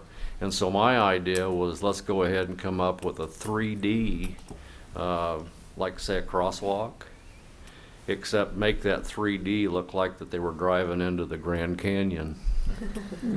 So that driver's eye would go, oh, and slow down. But nonetheless, that's just a brief of side note there. Reduced street areas, that's another common idea that and you can see here, we have some of these within the city of Hutchinson to where you can go ahead and bring that curb out to reduce some of that traffic speed, street closures, and then of course traffic diversions. The area right here that appears to be a roundabout is more of a cul-de-sac effect. There may be times that you deem that we could use a cul-de-sac at the end of this street. Right-of-way constraints come into play, and that gets a bit cumbersome. But how does all this work from an engineering standpoint? And roadway design and safety parameters essentially start out at the federal level with the Federal Highway Administration. And then underneath FHWA, I know this is real exciting. Underneath I'm sorry, did I just yawn, Bruce? I meant to do that on the inside. I'm sorry that underneath FHWA, AASHTO comes in, which is the American Association of State Highway and Transportation Officials. Then below that comes in ITE, which is the Institute of Transportation Engineers. So in the pyramidal effect, you've got FHWA naturally on top, then AASHTO, and then ITE. AASHTO and ITE actually serve two separate functions from a designer standpoint for roadway design. AASHTO out on top there, they establish allowed tolerances, testing requirements for pavement thickness and pavement density and subbase and all that fun stuff. Design, they talk about geometric standards, striping. So when you're coming around a curve, you need to have a super elevation at such a speed, etc. They also talk about I say talk about, they actually publish criteria for these items. Maintenance management for joint repair and rehabilitation, that's one of the publications that AASHTO goes into, and then they do a tremendous amount of research and development on a regular basis. Below AASHTO is the Institute of Transportation Engineers, ITE.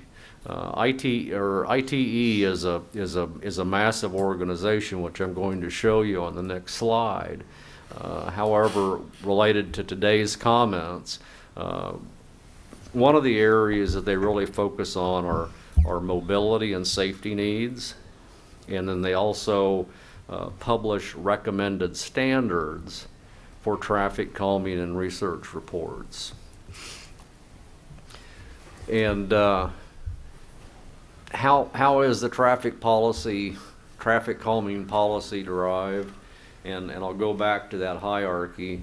FHWA is on top, and I know this is going to sound like an oxymoron because they don't tell us what to do.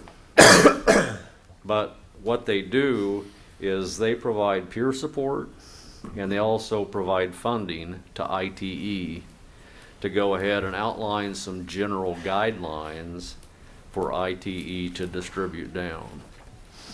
So ITE, they provide individuals like myself and others scientific data, engineering research related to traffic calming projects. Here's what's worked best in the past. Here's what's happening now. There may be new ideas. And to give you an idea of the depth of their research, it actually dates back to 1949. I mean, they were actually considering traffic calming back as early as 1949. So their research base is very, very deep and very, very helpful. This is ITE, and you can see that the center core here is the technical councils. There's numerous people on the technical councils.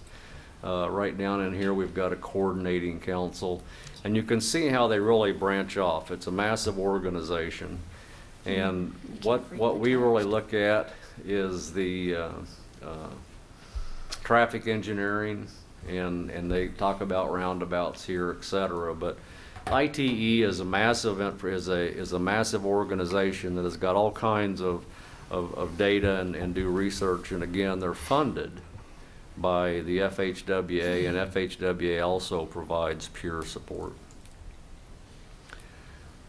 What are the ITE recommended nationwide benchmarks? These are key. The 85th percentile. This is used in highway design and freeway design and interstate design and local design, and the 85th percentile is an established standard that has been in place for goodness knows how long, longer than I've been alive. And it's a term used when conducting speed studies. The 85th percentile speed is the speed at which 85% of the measured vehicles travel at or below the posted speed limit. It is a standard practice to post speed limits based on the 85th percentile. So let's say that we were going to post a speed limit on various streets. What we'd do is we'd go out, we'd set out traffic counters, we'd take that 85th percentile, and if the 85th percentile showed those vehicles at that mark, 85% of them were traveling 40 miles an hour, we'd set the speed limit at 40 miles an hour. Too high, Bruce. Too high? Okay. Not high All enough, right, Bruce. Not high enough sometimes. I'll insert some other devices. Then the average daily traffic, the ADT. This is a value obtained from those 24-hour volume accounts that I was just talking about, to where we measure the speed as well. So what have other cities implemented? And that's one of the things that I wanted to share with you was this is a nationwide policy, and you can compare. But what you're going to see, I focused on Kansas communities, and then I've included the community that I was involved with in the state of Florida. And what you're going to see here, what I hope you see, is the similarity of the 85th percentile and the volume, the ADT, those two key components. So first, here's Fairway, Kansas. And what is Fairway, Kansas's policy? Their speed exceeds 25 mile per hour by 5 mile per hour. So in other words, what they're saying is that if they have a posted speed at 25 miles per hour, it may be 30 miles per hour. 85% of those vehicles have to exceed that posted speed limit by 5 miles per hour. Mm-hmm. The volume is more than 500 vehicles per day, and it's based on an average daily traffic count of that 24 hours. But again, 85th percentile, and they say exceeds by 5 miles per hour. So that's beautiful Fairway, Kansas. The looks like the city of trees. Lawrence, Kansas, same criteria. Exceeds 25 mile per hour by 5 mile per hour based on the 85% of the vehicles. So what they're saying is exceeds 25 miles per hour. That's a little bit confusing. This is directly out of their policy. But basically what that is, that 25 miles per hour is their posted speed limit. And they say that over 85% of the vehicles that travel have to exceed by 5 miles per hour more. Their volume's a little bit larger. It's 3,000 vehicles per day. They get into some more detail, which is cut through traffic volume is greater than 3,000. They also go on to say that 50% of the roadway frontage must consist of residential lots, where no single condition is satisfied, but where any two are satisfied to the extent of 80% or more to the stated values, then all that applies. So Bruce, are these the benchmarks at which a traffic calming device would be introduced if it was exceeded? Yes, ma'am. Okay. Yes, ma'am. I don't know how anyone gets anywhere at 25 mile an hour. I'm just saying. Very good question. Yeah. And I like to keep it simple, and I admire the city of Lawrence, et cetera, although I went to K-State. They got a little bit, that gets cumbersome for Bruce. Kansas City, Kansas, posted speed limit of 30 miles per hour or less. So what they said is, okay, we're gonna limit it to 30 miles per hour posted speed limit or less, and exceeds the speed limit by 7 miles per hour, at least 7 miles per hour, based on the 85th percentile. So the other two were at 8 miles per hour. Kansas City said, well, we're going to go ahead and reduce it to 7 miles per hour. The street must be classified as a local facility or residential collector with curb and gutter, where 75% of the properties with frontage on the streets must be in residential zoning. So again, they're kind of going back to residential zoning, but again, the key is that 85th percentile. Lakeland, Florida. This was a policy that I was involved with. I did not come up with the policy. I was a supervisor, and David Uria, a traffic engineer, and I discussed this at length along with others. We kept it simple. Posted speed limit is exceeded by at least 8 miles per hour based on the 85th percentile of vehicles measured. Volume, if the average traffic volume is greater than 300 vehicles per day. Where does that volume really come into play? If you had a real, I guess, sparse neighborhood where you had less than 300 vehicles per day, then is there really a need for traffic calming? So we established a benchmark at that, as well as other communities that you've already seen.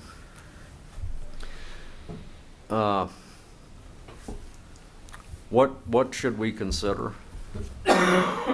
Not only myself, but I applaud your input in our traffic calming policy. And before I go to the next slide, I'd like to point out to you where this 85th percentile really impacts the public. And it impacts myself and my wife sitting on the front porch in the morning having a cup of coffee, because there's some kid down the street that flies by our house. And I have this instant urge to holler, and then I think, no, just relax, it's going to be okay. Some of the streets within the city of Hutchinson, and I'll use Calhoun as an example, there was clocked a vehicle with our counters at 61 miles per hour. That's crazy. And I guarantee you that kid down the street from my house probably was hitting 61 miles an hour. And then you may have somebody that might be going 45 miles an hour. And so what has been outlined is that, okay, there's always going to be somebody that's either in a hurry, a young lad that's just, feeling his oats, having fun, whatever the case may be. That's where the 85th percentile comes in. We have to establish that benchmark that says, okay, if 85% of the people are driving at or below the speed, then we're okay. But there's always going to be that 15% that's going crazy. So that's why the 85th percentile is so important. And it's only natural, even for myself included, and I'm sure all of you, that when that speeder does come down your street, we need to have traffic calming. So it also helps and provides us a way to be consistent and not have speed humps in every street in the city. But what should we consider? Speed. That's the first thing, and I've got set in here, posted speed limit is exceeded by at least 8 miles an hour based on the 85th percentile of the vehicles measured. 8 miles an hour is an arbitrary number. As I recall, Kansas City, 7 miles an hour. But typically what you see is 5 to 9. And volume, again, I'm a person that keeps it simple and keep it in residential areas. If the average traffic volume is greater than 300 vehicles per day, road classification kind of follows that same thing. When you get into the arterials and the collectors, it gets a lot more intense from our standpoint to try to design and to measure and to think, and you have right-of-way issues, et cetera. The big one is petition and cost share. There are some communities, and I didn't bring any of them as an example, but there are communities out there to where they say that a neighborhood needs to petition for traffic calming. And with 70% in favor, again, 70% is an arbitrary number. That was directly out of one of the policies that I looked at. So you can go to that point. Can one individual come out? But that's where I'd kind of like to have council's input and thoughts and ideas, whether that would be something that we should consider in our policy. Funding alternatives is a big one too. Funding alternatives can be as simple as the city pays for it. Speed humps range about $4,000 each. Of course, when you get into closing a street with a cul-de-sac, and that gets exponentially higher, but just to give you an idea, that's about what a speed hump costs. Some of them says the neighborhood should bear 100% of the cost. Some policies say that, okay, we'll split it 80-20, 80% for the city, 20% for the neighborhood. So those are key things to be thinking about an implementation of the policy. Lastly, design standards, and that's something that I would develop in-house. And I went back to slide number 3 here. As far as the speed humps themselves, to have a standard design for the width, the height of the hump, where it goes, and there's a few alternatives there. The bubble outs for the curbs, and of course we could actually, I think we've actually already got in place, I'm quite confident we do, cul-de-sac dimensions. So there's some standards that we would go ahead and put in place in our design regulations that would dovetail into the traffic calming policy itself. So essentially that's the exciting world of traffic calming and kind of how it works, and what I and Brian and others sort of have to go by when we're thinking about instituting speed humps or whatever the case may be. So any questions? Well, Bruce, go ahead. Do we have a traffic calming policy of any kind right now? No, sir. No policy. No policy. Either adopted by the council or that's in place within the engineering department? No, none whatsoever. Okay. Yeah, I'm really glad to see this because right now it appears that all the decisions we make in these neighborhoods are arbitrary, and it's led to a lot of upset residents, and people contact us. I get contacted about, I need a stoplight on my street more than any other request. And there's really, you send somebody out there for a what do you call them? Those traffic tests, count? traffic count, Criteria. traffic study. Yeah. And then if they're not happy with it, then we do another traffic study. And then Right. there's something that we need something. I'm less concerned about the guidelines that we put in than I am about having guidelines that will let people know that we do care about their concerns and that we have an objective benchmark. I do like the idea of having some sort of petition method with a cost share, because maybe they don't meet these benchmarks, but they're really concerned. Maybe it's a neighborhood full of children and they're willing to throw in some money to see this happen. We have a lot of residential areas that unfortunately don't have sidewalks, and so kids are playing in the street. So whatever we do, I'd like to see the petition and cost share option be included. Gotcha. Yeah, I think that's important too, Jade. I agree. And Bruce, correct me if I'm wrong, but in some of the policies I've seen, say for example, it's 300 vehicles per day was a minimum. That first traffic calming effort might only be speed control through law enforcement. It doesn't mean that because it's over 300, 305, that we're going to put up speed bumps and cul-de-sacs and traffic lights and everything else. Exactly. That's just one layer, and then you get up to another layer, and then it might be more of a bulb out, or so.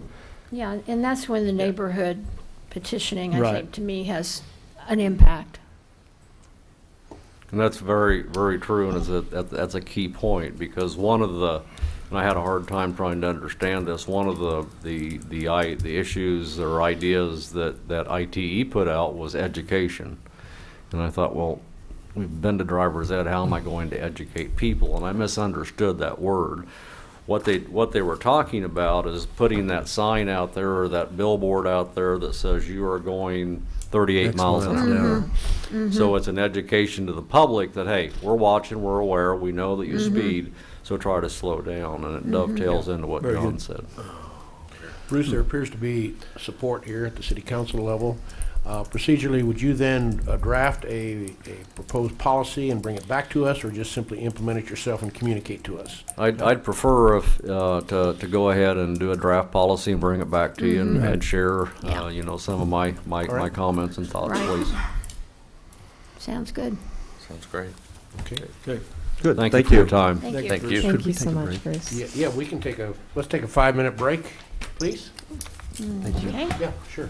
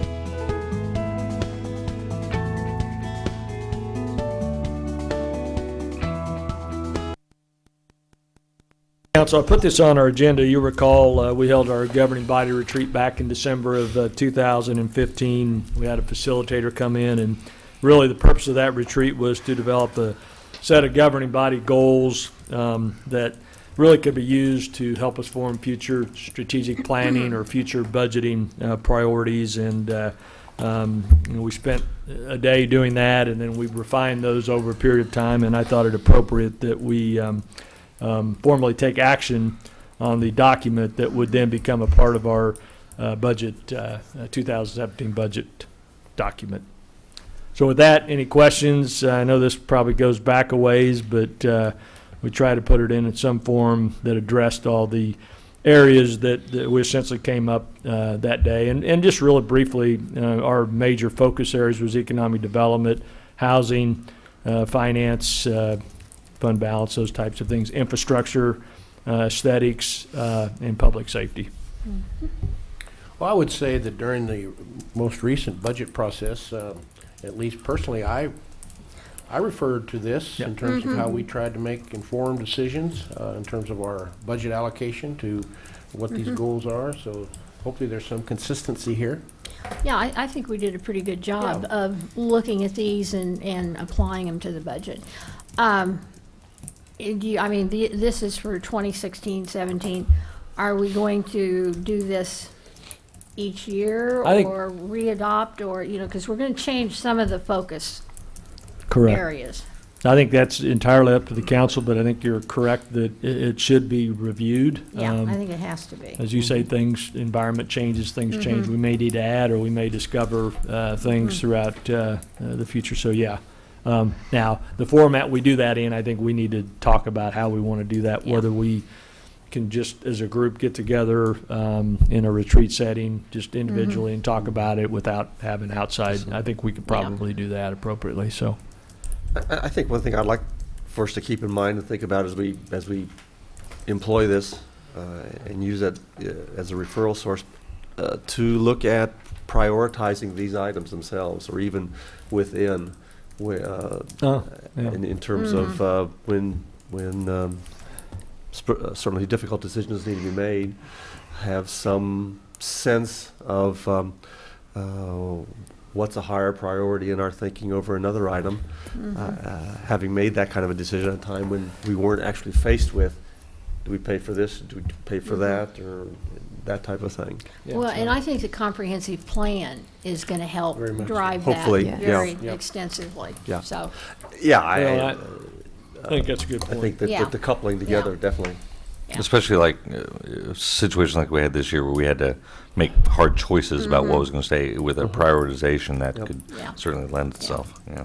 Rather than being a new prioritization every year, have some sense of a guidance to ourselves. Yeah. Well, yeah, for a 30-year comprehensive plan, we will. So. Otherwise, I think this looks good. Yep. I think it's a great start and beginning, and something that we can measure and jump off from in terms of modifying it in the future. Good point. Sounds like we have consensus, so I would move to approve the governing body funding priorities for 2016/2017. Second. All right, is there a second? Any further discussion? Please call roll. Pyros de Carvalho? Yes. Soldner? Yes. Inskeep? Yes. Deckent? Yes. Dave Line? Yes. Next item. Item 8H, consider 2016 audit engagement agreement. Thank you for your patience. Yeah, poor Randy. Especially the gentleman with you. Thank you for your patience. With me is Randy Hoffmeyer. He was the audit manager for us this year. What we have in front of you today is a proposal for the 2016 audit engagement. We have been with Lindbergh, Vogel, Pierce, Ferris for a number of years, and we have a proposal from them. It's for $31,000 for the audit. That's a 2.5% increase from the prior year. They have done a very good job working with us throughout the years, and we are also in 2016 and 17 are going to be going through a software replacement. So I'm not really interested in change can't imagine why. during that period of time either. Right. So Right. we would, I think the price is reasonable, and we would recommend that we approve this audit agreement. Other And than, Randy's here for any questions if you have them. other than the 2.5%, are there other changes or differences between this audit agreement proposal and those we've had in the recent past? No, not really. There's no change. Essentially the Just same price kind changed, and manner of audit. Yeah. Yeah, it's pretty standard. Okay. That's really what we have in front of us. Thank you for your continued good work. Yeah. Appreciate it. Well, it's all worth it because he gets to learn about traffic calming. That's right. Yeah, he's probably been enlightened. Yep. All right, if there's no further discussion, do we have a motion? I will move to approve the 2016 audit engagement agreement with Lindbergh, Vogel, Pearson, Ferris Chartered, and authorize the mayor to sign. Second. Second, motion and a second. Please call roll. Iris De Carvalho? Yes. Soldner? Yes. Inskeep? Yes. Deckent? Yes. Daveline? Yes. Next item, please. Item 9, report of city officials. All right, Jay, do you have anything this morning? I do not, thank All right. you. All right. Briefly, kudos to Chief Heitschmidt and his Hutchinson Police Department. I was pulled aside by a citizen who had been caught doing something good on 3rd and Plum. I don't know if this was a program that you initiated or somebody, but she was stopped because she was wearing her seatbelt, and she got some sort of recognition, or maybe a buck or something, buck for being buckled or something. I can't remember what it was, but she made it a point to run up to me and tell me this. And so good job, keep up, and to whoever initiated that, good work. I hope it's more than $1. I don't. I've I can't gotten remember. I don't even $1 for being remember. buckled, so it is just $1, but Okay. it's better than a It's speeding right. ticket. Better than a So- ticket, yeah. yeah. Yeah. You know, I forgot. I think I got stopped. It's been a year or two, sometime in the past. I'd forgotten until you mentioned that again. Sure. Great community relations and stuff. Very good, Dave. Anything else? No, thank All you. right. Steve, how about you? You know, I didn't think of this several hours ago when I was choosing my attire for the morning. I should have worn my state fair shirt. Just reminding everybody, that starts in just a few days, in our annual 10-day, 12-day event that we have, yeah.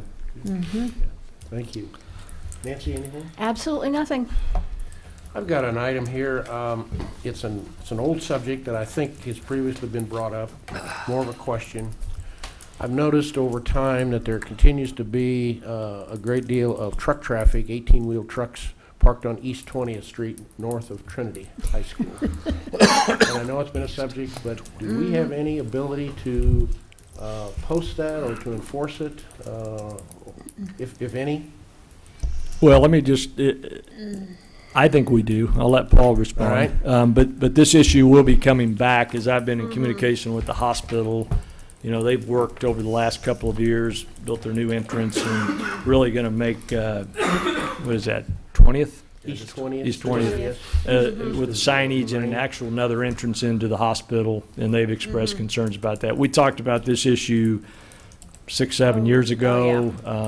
Had some complaints up in that neighborhood, and basically we just kind of kicked the can down the road. So,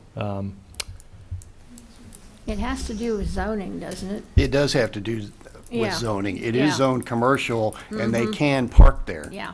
but we would Now- have to post it, no parking. If we're going to change it, yes. And do we have the authority to change it? We have the Yes. authority.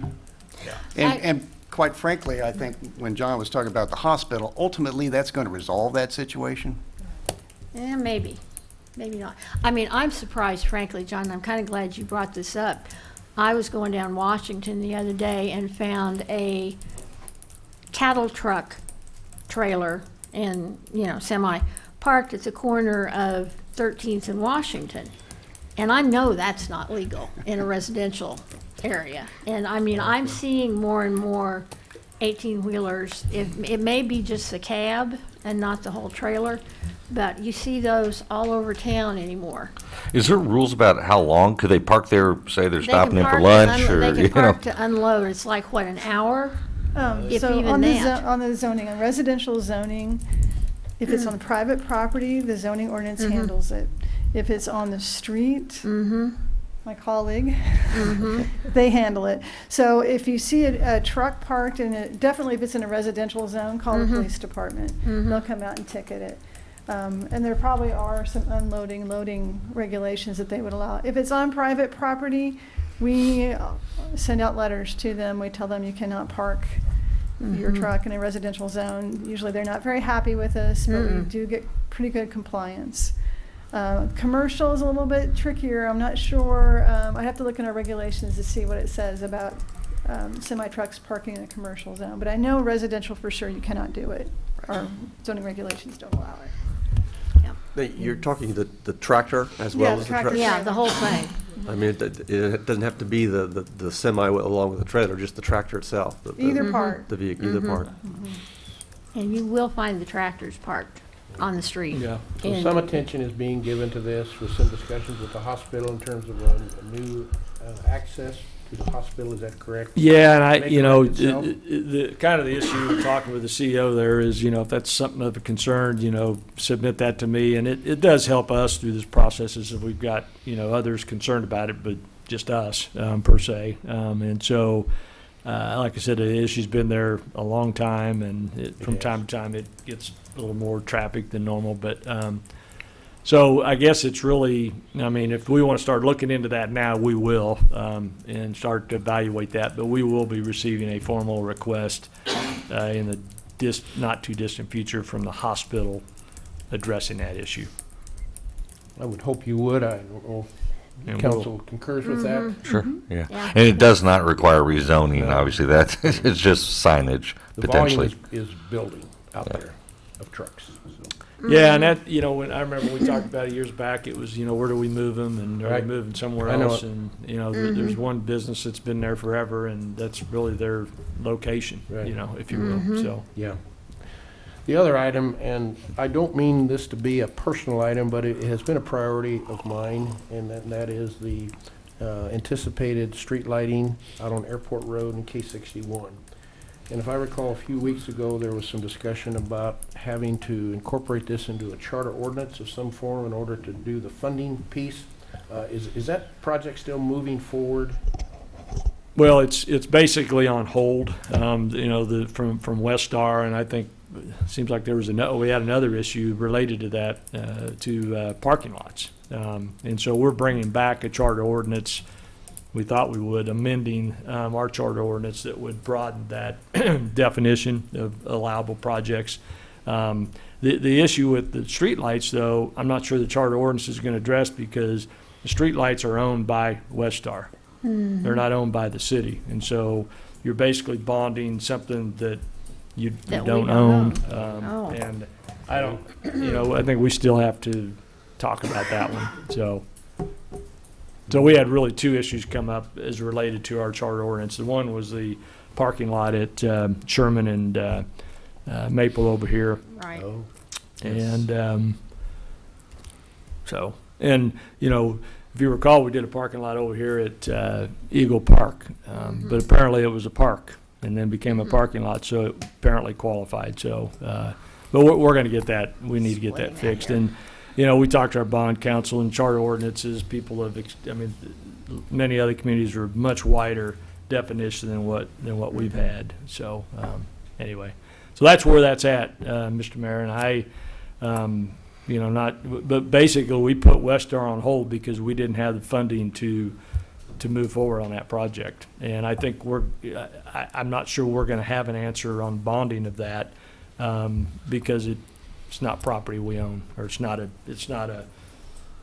structure that we'll own at the end of the project. So a nice wooden pole would look good, wouldn't it? Wooden? Is that okay? I'm not going to give up. So the answer would be then to pursue other city funds for that Other project. city funds, Yeah. because we And were initially going to bond that, right? So, I think that was the only two projects we had Yes, some issues right. with, but, and I'm trying to remember, that affected K61 as well. Yeah. yeah. So, All right. It's up, I'm not sure how you want to handle that, but obviously there's not specific funding in place for either of those projects right now because of that issue. And I would like to maybe explore that in a little more detail with bond council when we bring that charter ordinance back to determine, because I think, other communities have street lights in, but some communities own their own street lights. So, so that may be just a clarification that we need to get. So Okay. we'll Thank you for that work on that. explanation. Yep. I hope you will continue to, Yeah. and I know you will, so very good. John, your portion on... I've got a couple things. I Yeah. wanted to just talk briefly about the county's job incentive policy, and then I'm going to have Justin come up and give you an update on the sports arena project. But just real quickly, Reno County's been discussing their job incentive policy and specifically looking at various parts of their current policy and updating that. And really, they just asked if the city had any comments. We have no veto power or anything like that, and so they've shared that with us, and I wanted to kind of bring it up before you all if you had any questions or comments that I can refer on to Mr. Meager.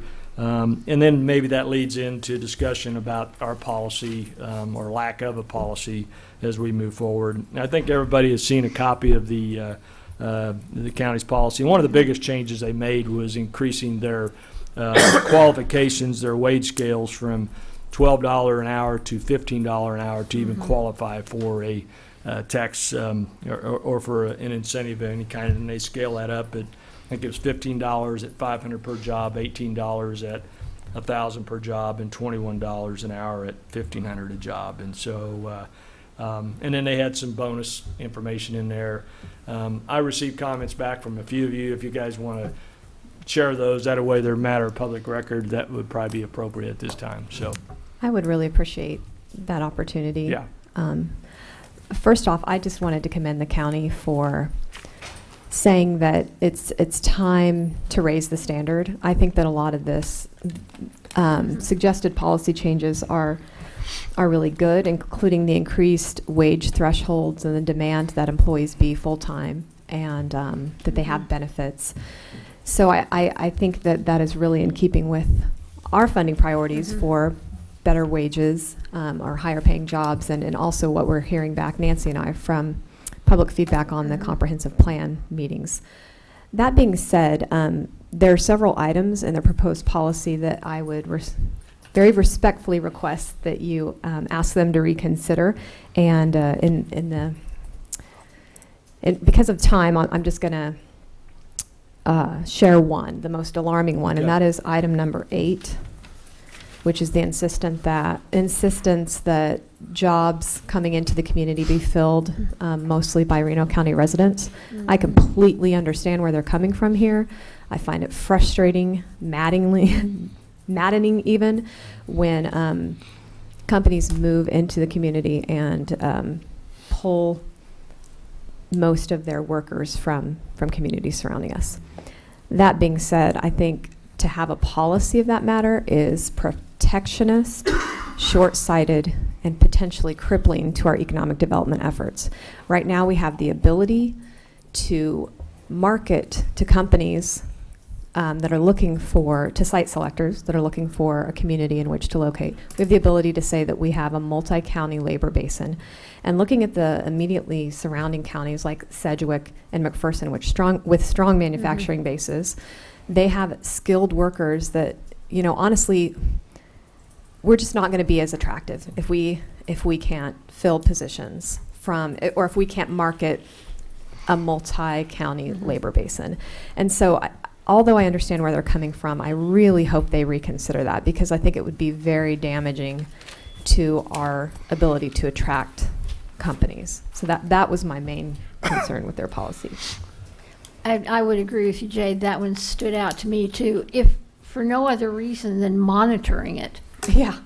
How are you actually going to control that? Are you going to sit down and say, okay, now... Anyway, to me, I thought it was a little bit unrealistic. And I think in just going back to history of our projects we've been involved with, Mayor has been, we've always sold our community on our ability to provide jobs from a regional perspective, because exactly, and that's critical. It was critical in Siemens. It's critical to a lot of those. So it kind of is the opposite of what that says. So yeah, and the reality is if a person, you know, wants to come to Hutchinson to work, but they have a house in XYZ town, you know, 9 times out of 10, they're not going to be able to just pick up and move. Yeah. The reality is. And So- quite honestly, it's incumbent upon us as a community to create the type of environment where people Mhm. want to move. Yeah. You know, you don't hold a gun to their head and say either you have a job or, Yeah. you know, that's on us. We Mhm. have to work on our housing. We have to work on our sense of Right. place. We have to create the type of community they want to come to. Are they adopting this as is, or I mean, when would that? They're, I believe it's next week. I think they've reviewed it a couple different meetings, and but so, you know, from today I'll just contact Gary and say, here's a couple of comments, and hopefully, and I know he'll share that with them. So I've just got a couple other observations as well. I think your observation about on the residency thing, I think, is sound thinking. Mm-hmm. Item number 6, I was pleased to see that the county is offering what they call advanced exceptional economic development projects. In other words, those creating more than 100 new full-time jobs on a project, that there could be some advance incentives paid to that project, as opposed to other smaller projects are on a purely a performance-based. They have to be employed for 4 consecutive quarters. First, I would say that I do support the provision of a clawback provision. I think that's good transparency on any elected body and any governing body to have clawback provisions. But what struck me, and I've had a couple of examples over the years of, there was a question here, and I didn't see any specific language. Let's take as an example a company that projects to employ 100 people. And the county then provides the approval in terms of the advance incentive, which is consistent with their policy. But let's say after the end of that 2 to 3 year period, they only create 80 of those jobs. My question is that in terms of the refund back to the county, if they only create 80 jobs, then are they earned the 80 jobs they did create, and then the clawback would only be on the affected 20 jobs that was not created? And it's not clear in the policy. I think it should be, or there should be some understanding to interpret that, because you certainly wouldn't want to penalize a company if they created 80 jobs and you were to penalize them on the full 100 jobs. Is it a pro rata Is it a pro rata amount or something like that? Okay. So that's that one makes sense. Doesn't really say, yeah. On item number 7, we've had these discussions with the county over the years. There is language referring to existing companies and providing incentive, cash incentives, not talking tax abatements, but cash incentives to existing companies. I would have liked to have seen some language in there as it relates to job retention. There's 2 examples here in the Hutchinson community. One was the Eaton project years ago, about 10 years ago, that was purely a retention of an existing company, and that's still in place. We lost a company to Kansas City, Missouri, a company called Marlin Manufacturing, and at that time the county was not supportive of providing any incentives for job retention. So I would hope that they might reconsider that, of expanding their thinking to both existing companies as well as retention of existing jobs. And John, I noticed that there are several parts, even in the overview section, that seem to really prioritize new jobs instead of growing businesses that we have here. Exactly. And I hope they will revisit that, because the majority of your economic development is going to come from supporting the businesses that are here and helping them grow. In that overview section, when applying for participation in the county's economic development cash incentive program, the applicant will be required to satisfy the county that the proposed job creation would not take place but for the payment of cash incentives. And I just think that it's going to be hard to prove, and seems to benefit new businesses over existing business expansion. We so many times hear that we don't do anything Yes. for existing companies. Well, here's a vehicle that you can do it. So, just to, yes, sir. because I did talk with Gary about number 6, the advance payments or the clawback, and their understanding would be that there would be, be prorated, and that they would be very specific in their development agreement that would really spell that out, Very probably good. better than any policy. But their thought is that you would only be paying back the 20 jobs that you didn't create. Okay. So, I'm glad they're thinking that way. yeah, so. I think that's their thinking in all. But having it in writing always helps. Yeah. I would think so. The devil Yeah, is in the good. details. Yes, exactly, yeah. Any other comments from council? Well, thought I had Yeah, wasn't yes. so much to specifics of the policy that the county is developing, but since we don't particularly either have a policy or along the same lines, will we be developing one, or are we going to, in essence, defer to the county? Or another thought is, if our policy is slightly different, does that mean that Company X will get benefits through the city of one kind or in one fashion or at one level, and the county would be offering the benefits or the incentive at another? So just Yeah, that's a good point. And, as I pointed out, at some point in time, we do have an existing EOF policy that deals with job creation. It was developed, I guess it was last approved in '05, and we've essentially not utilized that policy over the years. But at that time, the policy, the maximum contribution from the city would have been $100,000. And of course, obviously, we exceeded that on a few projects. Changed that, yeah. And so, the question remains is, do we need a policy, guidelines? How specific do we want it to be? We've kind of been operating over the years as more of a kind of case by case. And, when the county's involved in the city, we tend to kind of match. County puts up, say, 15 in a job, we put 15 for a total of 3. Those are the kinds of discussions that have occurred. But, we're going to be in the process of bringing to the council very soon the creation of a new fund as part of our budget process, which is really going to be a true economic development, economic opportunity fund, where we're going to move money from this year's budget into that fund, and that'll be, as we go down through the years, that'll be our bank for these types of projects, as opposed to funding out of the general fund. And so the question there is, do we want to kind of build off of the current policy that we're not following, or do we not want to have a policy, or do we want to, that's going to be entirely up to the council on that. So, case by case sounds, pretty good. And I agree with Councilman Jade. Is that all right if I say Jade? Yeah. That it's good to see their numbers increase. I think we've all struggled with some of the $12, $11, $10 an hour jobs and spending tax money on that kind of thing. Does that take away some flexibility? Yeah, maybe it does, but depends on your perspective on, what level of job should we be incenting. So, well, to go back to a couple of comments I made, I don't mind having a policy than making a conscious decision not to follow all or part of it. Now, I guess I'll admit my ignorance, but I'm ignorant of a lot of things. I wasn't aware that we had a specific economic policy. We probably would have chosen not to follow it, but I guess I prefer to make a decision knowing that we're not following something rather than being ignorant about it. But I think that a policy would be good, and not something that ties our hands, but certainly gives us pause to think, and there must have been reason to have certain guidelines. And if we're not going to follow those guidelines, either we update the policy or we are able to verbalize why we're not going to follow something. If for no other reason than to bring those wage thresholds and other things like that up to a more, modern standard, if we haven't looked at it for 10 or 11 years.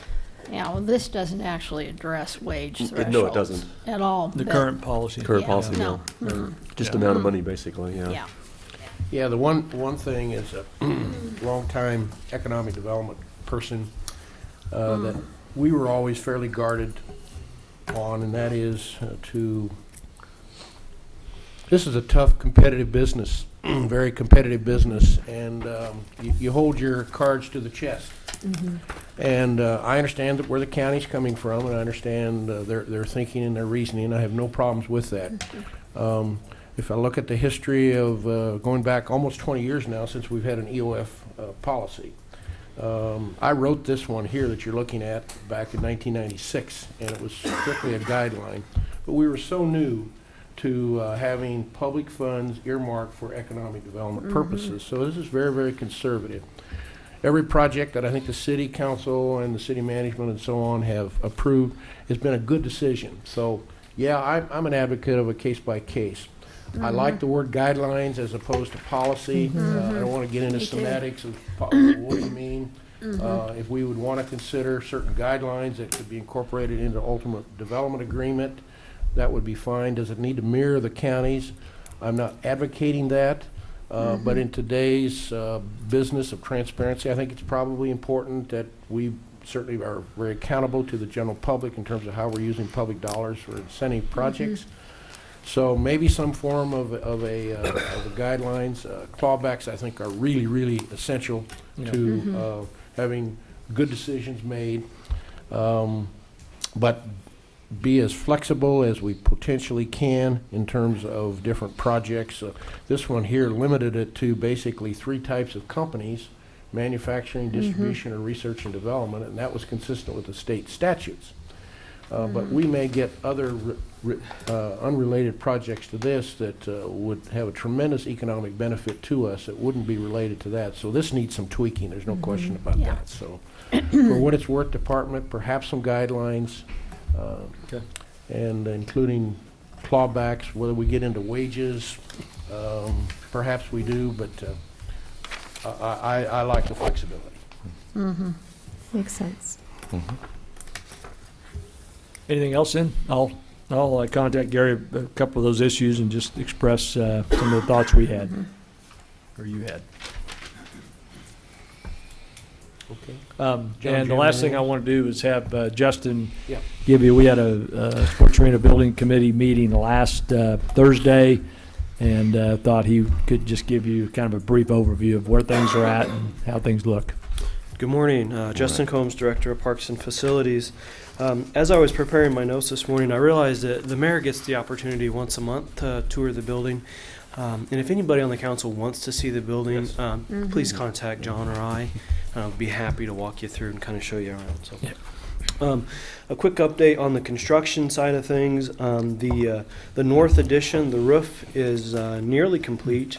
The new electrical room is coming online. It's pretty exciting.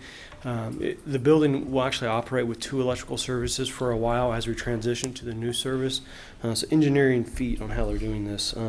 So the new electric service is coming online. And also exterior framing, or framing of the exterior walls and glass and windows is starting to go up on the north addition. On the south addition, they'll begin working on the roof, as well as pour the slabs on grade, or the concrete slabs that will become the floor in the new addition. Inside the arena, the new home locker rooms are nearly complete. About the only thing we lack at this point is carpet tiles. The contractor hopes within the next 2 weeks to have me and the architect team walk the locker rooms and develop a punch list, which is kind of the final step towards those rooms being turned over. The east-west bleachers have been installed in the main arena. Visitors' locker rooms are still getting worked on. If you remember, that's where the old practice gym was, so those are getting built. ADA seating inside the arena is they're working on that. Also, the media platform, the new media platform, they're framing that and getting going on it. Later this week, Obi Plaza, well, it used to be Obi Plaza, I guess we vacated it, will be closed for site work. So they're going to start doing some work outside of the arena. So you might be looking for that. Also, at our last construction meeting, Preston Dees, he's the superintendent, he told me that we've had over 40 days of weather days, or days that have been impacted by weather, whether that's actual rain or mud after the fact. And we're still on schedule. They've kind of tweaked some things where they, we'll move off a project and move inside, but we're still tracking good as far as time goes, despite having all the weather delays. Quick update on the budget. If you remember when I spoke last about bid package 3, I said we are $1 million over budget with that bid package. I did tell you we were going to do a change order for that amount. On July 28th, I did process a change order for a negative $1,170,533, which did bring the project back to on budget where we should have. The reason we did that was we had some long lead items we wanted to get ordered, so we needed city council approval to get moving, knowing that the change order would come back to bring us back in the budget. So we've talked a lot about contingencies through this project. Currently, our owner's contingency is just under $200,000, $199,000, and then the construction contingency is $622,000. When we combine those, we're still at that 3% mark, which is where we want to be. So we're still looking good on contingency. We have developed what we call a wish list. Are working on, I guess, developing a wish list. So those are things, if we can release some contingency funds, what are those items we're looking at to possibly add back to the project. We do understand the parking lot is still the top priority. But one thing I just want to mention, and don't need any direction today on it, but at the end of the project, if we have $200,000 or $250,000 left in contingency, we know the parking lot, we've got a bid on it, it's $365,000. Do we pursue that and look for some funding through another budget or another account? Do we skip the parking lot and we go down to these other items we've developed? So just something to think about. If we don't make that $365,000 mark, how are we going to treat that contingency? As we get closer to that point, we will come back to council for formal direction on that. But I just when do you think that might be, Justin? We're probably still a few months away. Some of the things we're going to develop on our wish list are time sensitive. So if we want to add upper cabinets to the new concession stand or the renovated concession stand, it'd be nice to know now or sooner than later, so we don't have to rework some things. So anyways, that's just an ongoing process. I would say within the next 3 to 4 months, we'll kind of need to make that decision on the parking lot. So, and we'll have a much better idea where we're at with our contingency at that point too. And kind of the last thing I just wanted to bring up, just a couple items I've been working on. With the assistance of John, the red tile. So the red tile has got all little bumps on it that covers 9,000 square feet in the arena. When we remove that tile, it's sticking a lot better than we anticipated, and the floor is not in good a shape as we had thought. So we're working through a solution on that. Jay Dunn's doing a great job. So that's something John and I have looked at multiple times. Also in the... Are you out there with your scrapers? No. What? That was a cost-saving measure. Yeah. It's been Friday afternoon. Also in the visitors' locker rooms, we originally intended not to have a ceiling in those locker rooms. We thought it would kind of look cool, like an industrial look where you had exposed ductwork and everything. Now that it's getting finished, we look up there and it looks unfinished, not like we did that intentionally. So we're working through getting a bid to put some ACT tile in that area. So, and then the last thing, as we start to complete rooms or sections of the building, we're going to start buying out some of our FF&E, so our furniture and fixtures and equipment, those sorts of things that we'll buy directly. So I'll work with the college. And then we'll bid those out just like we would any other item, and we'll take the bids, and then the city will actually purchase those based on specs given to us by the architect. So, so that was a 5-minute rundown of where we're at on a $30 million project. So hopefully that brings everybody up to speed. Is there any questions?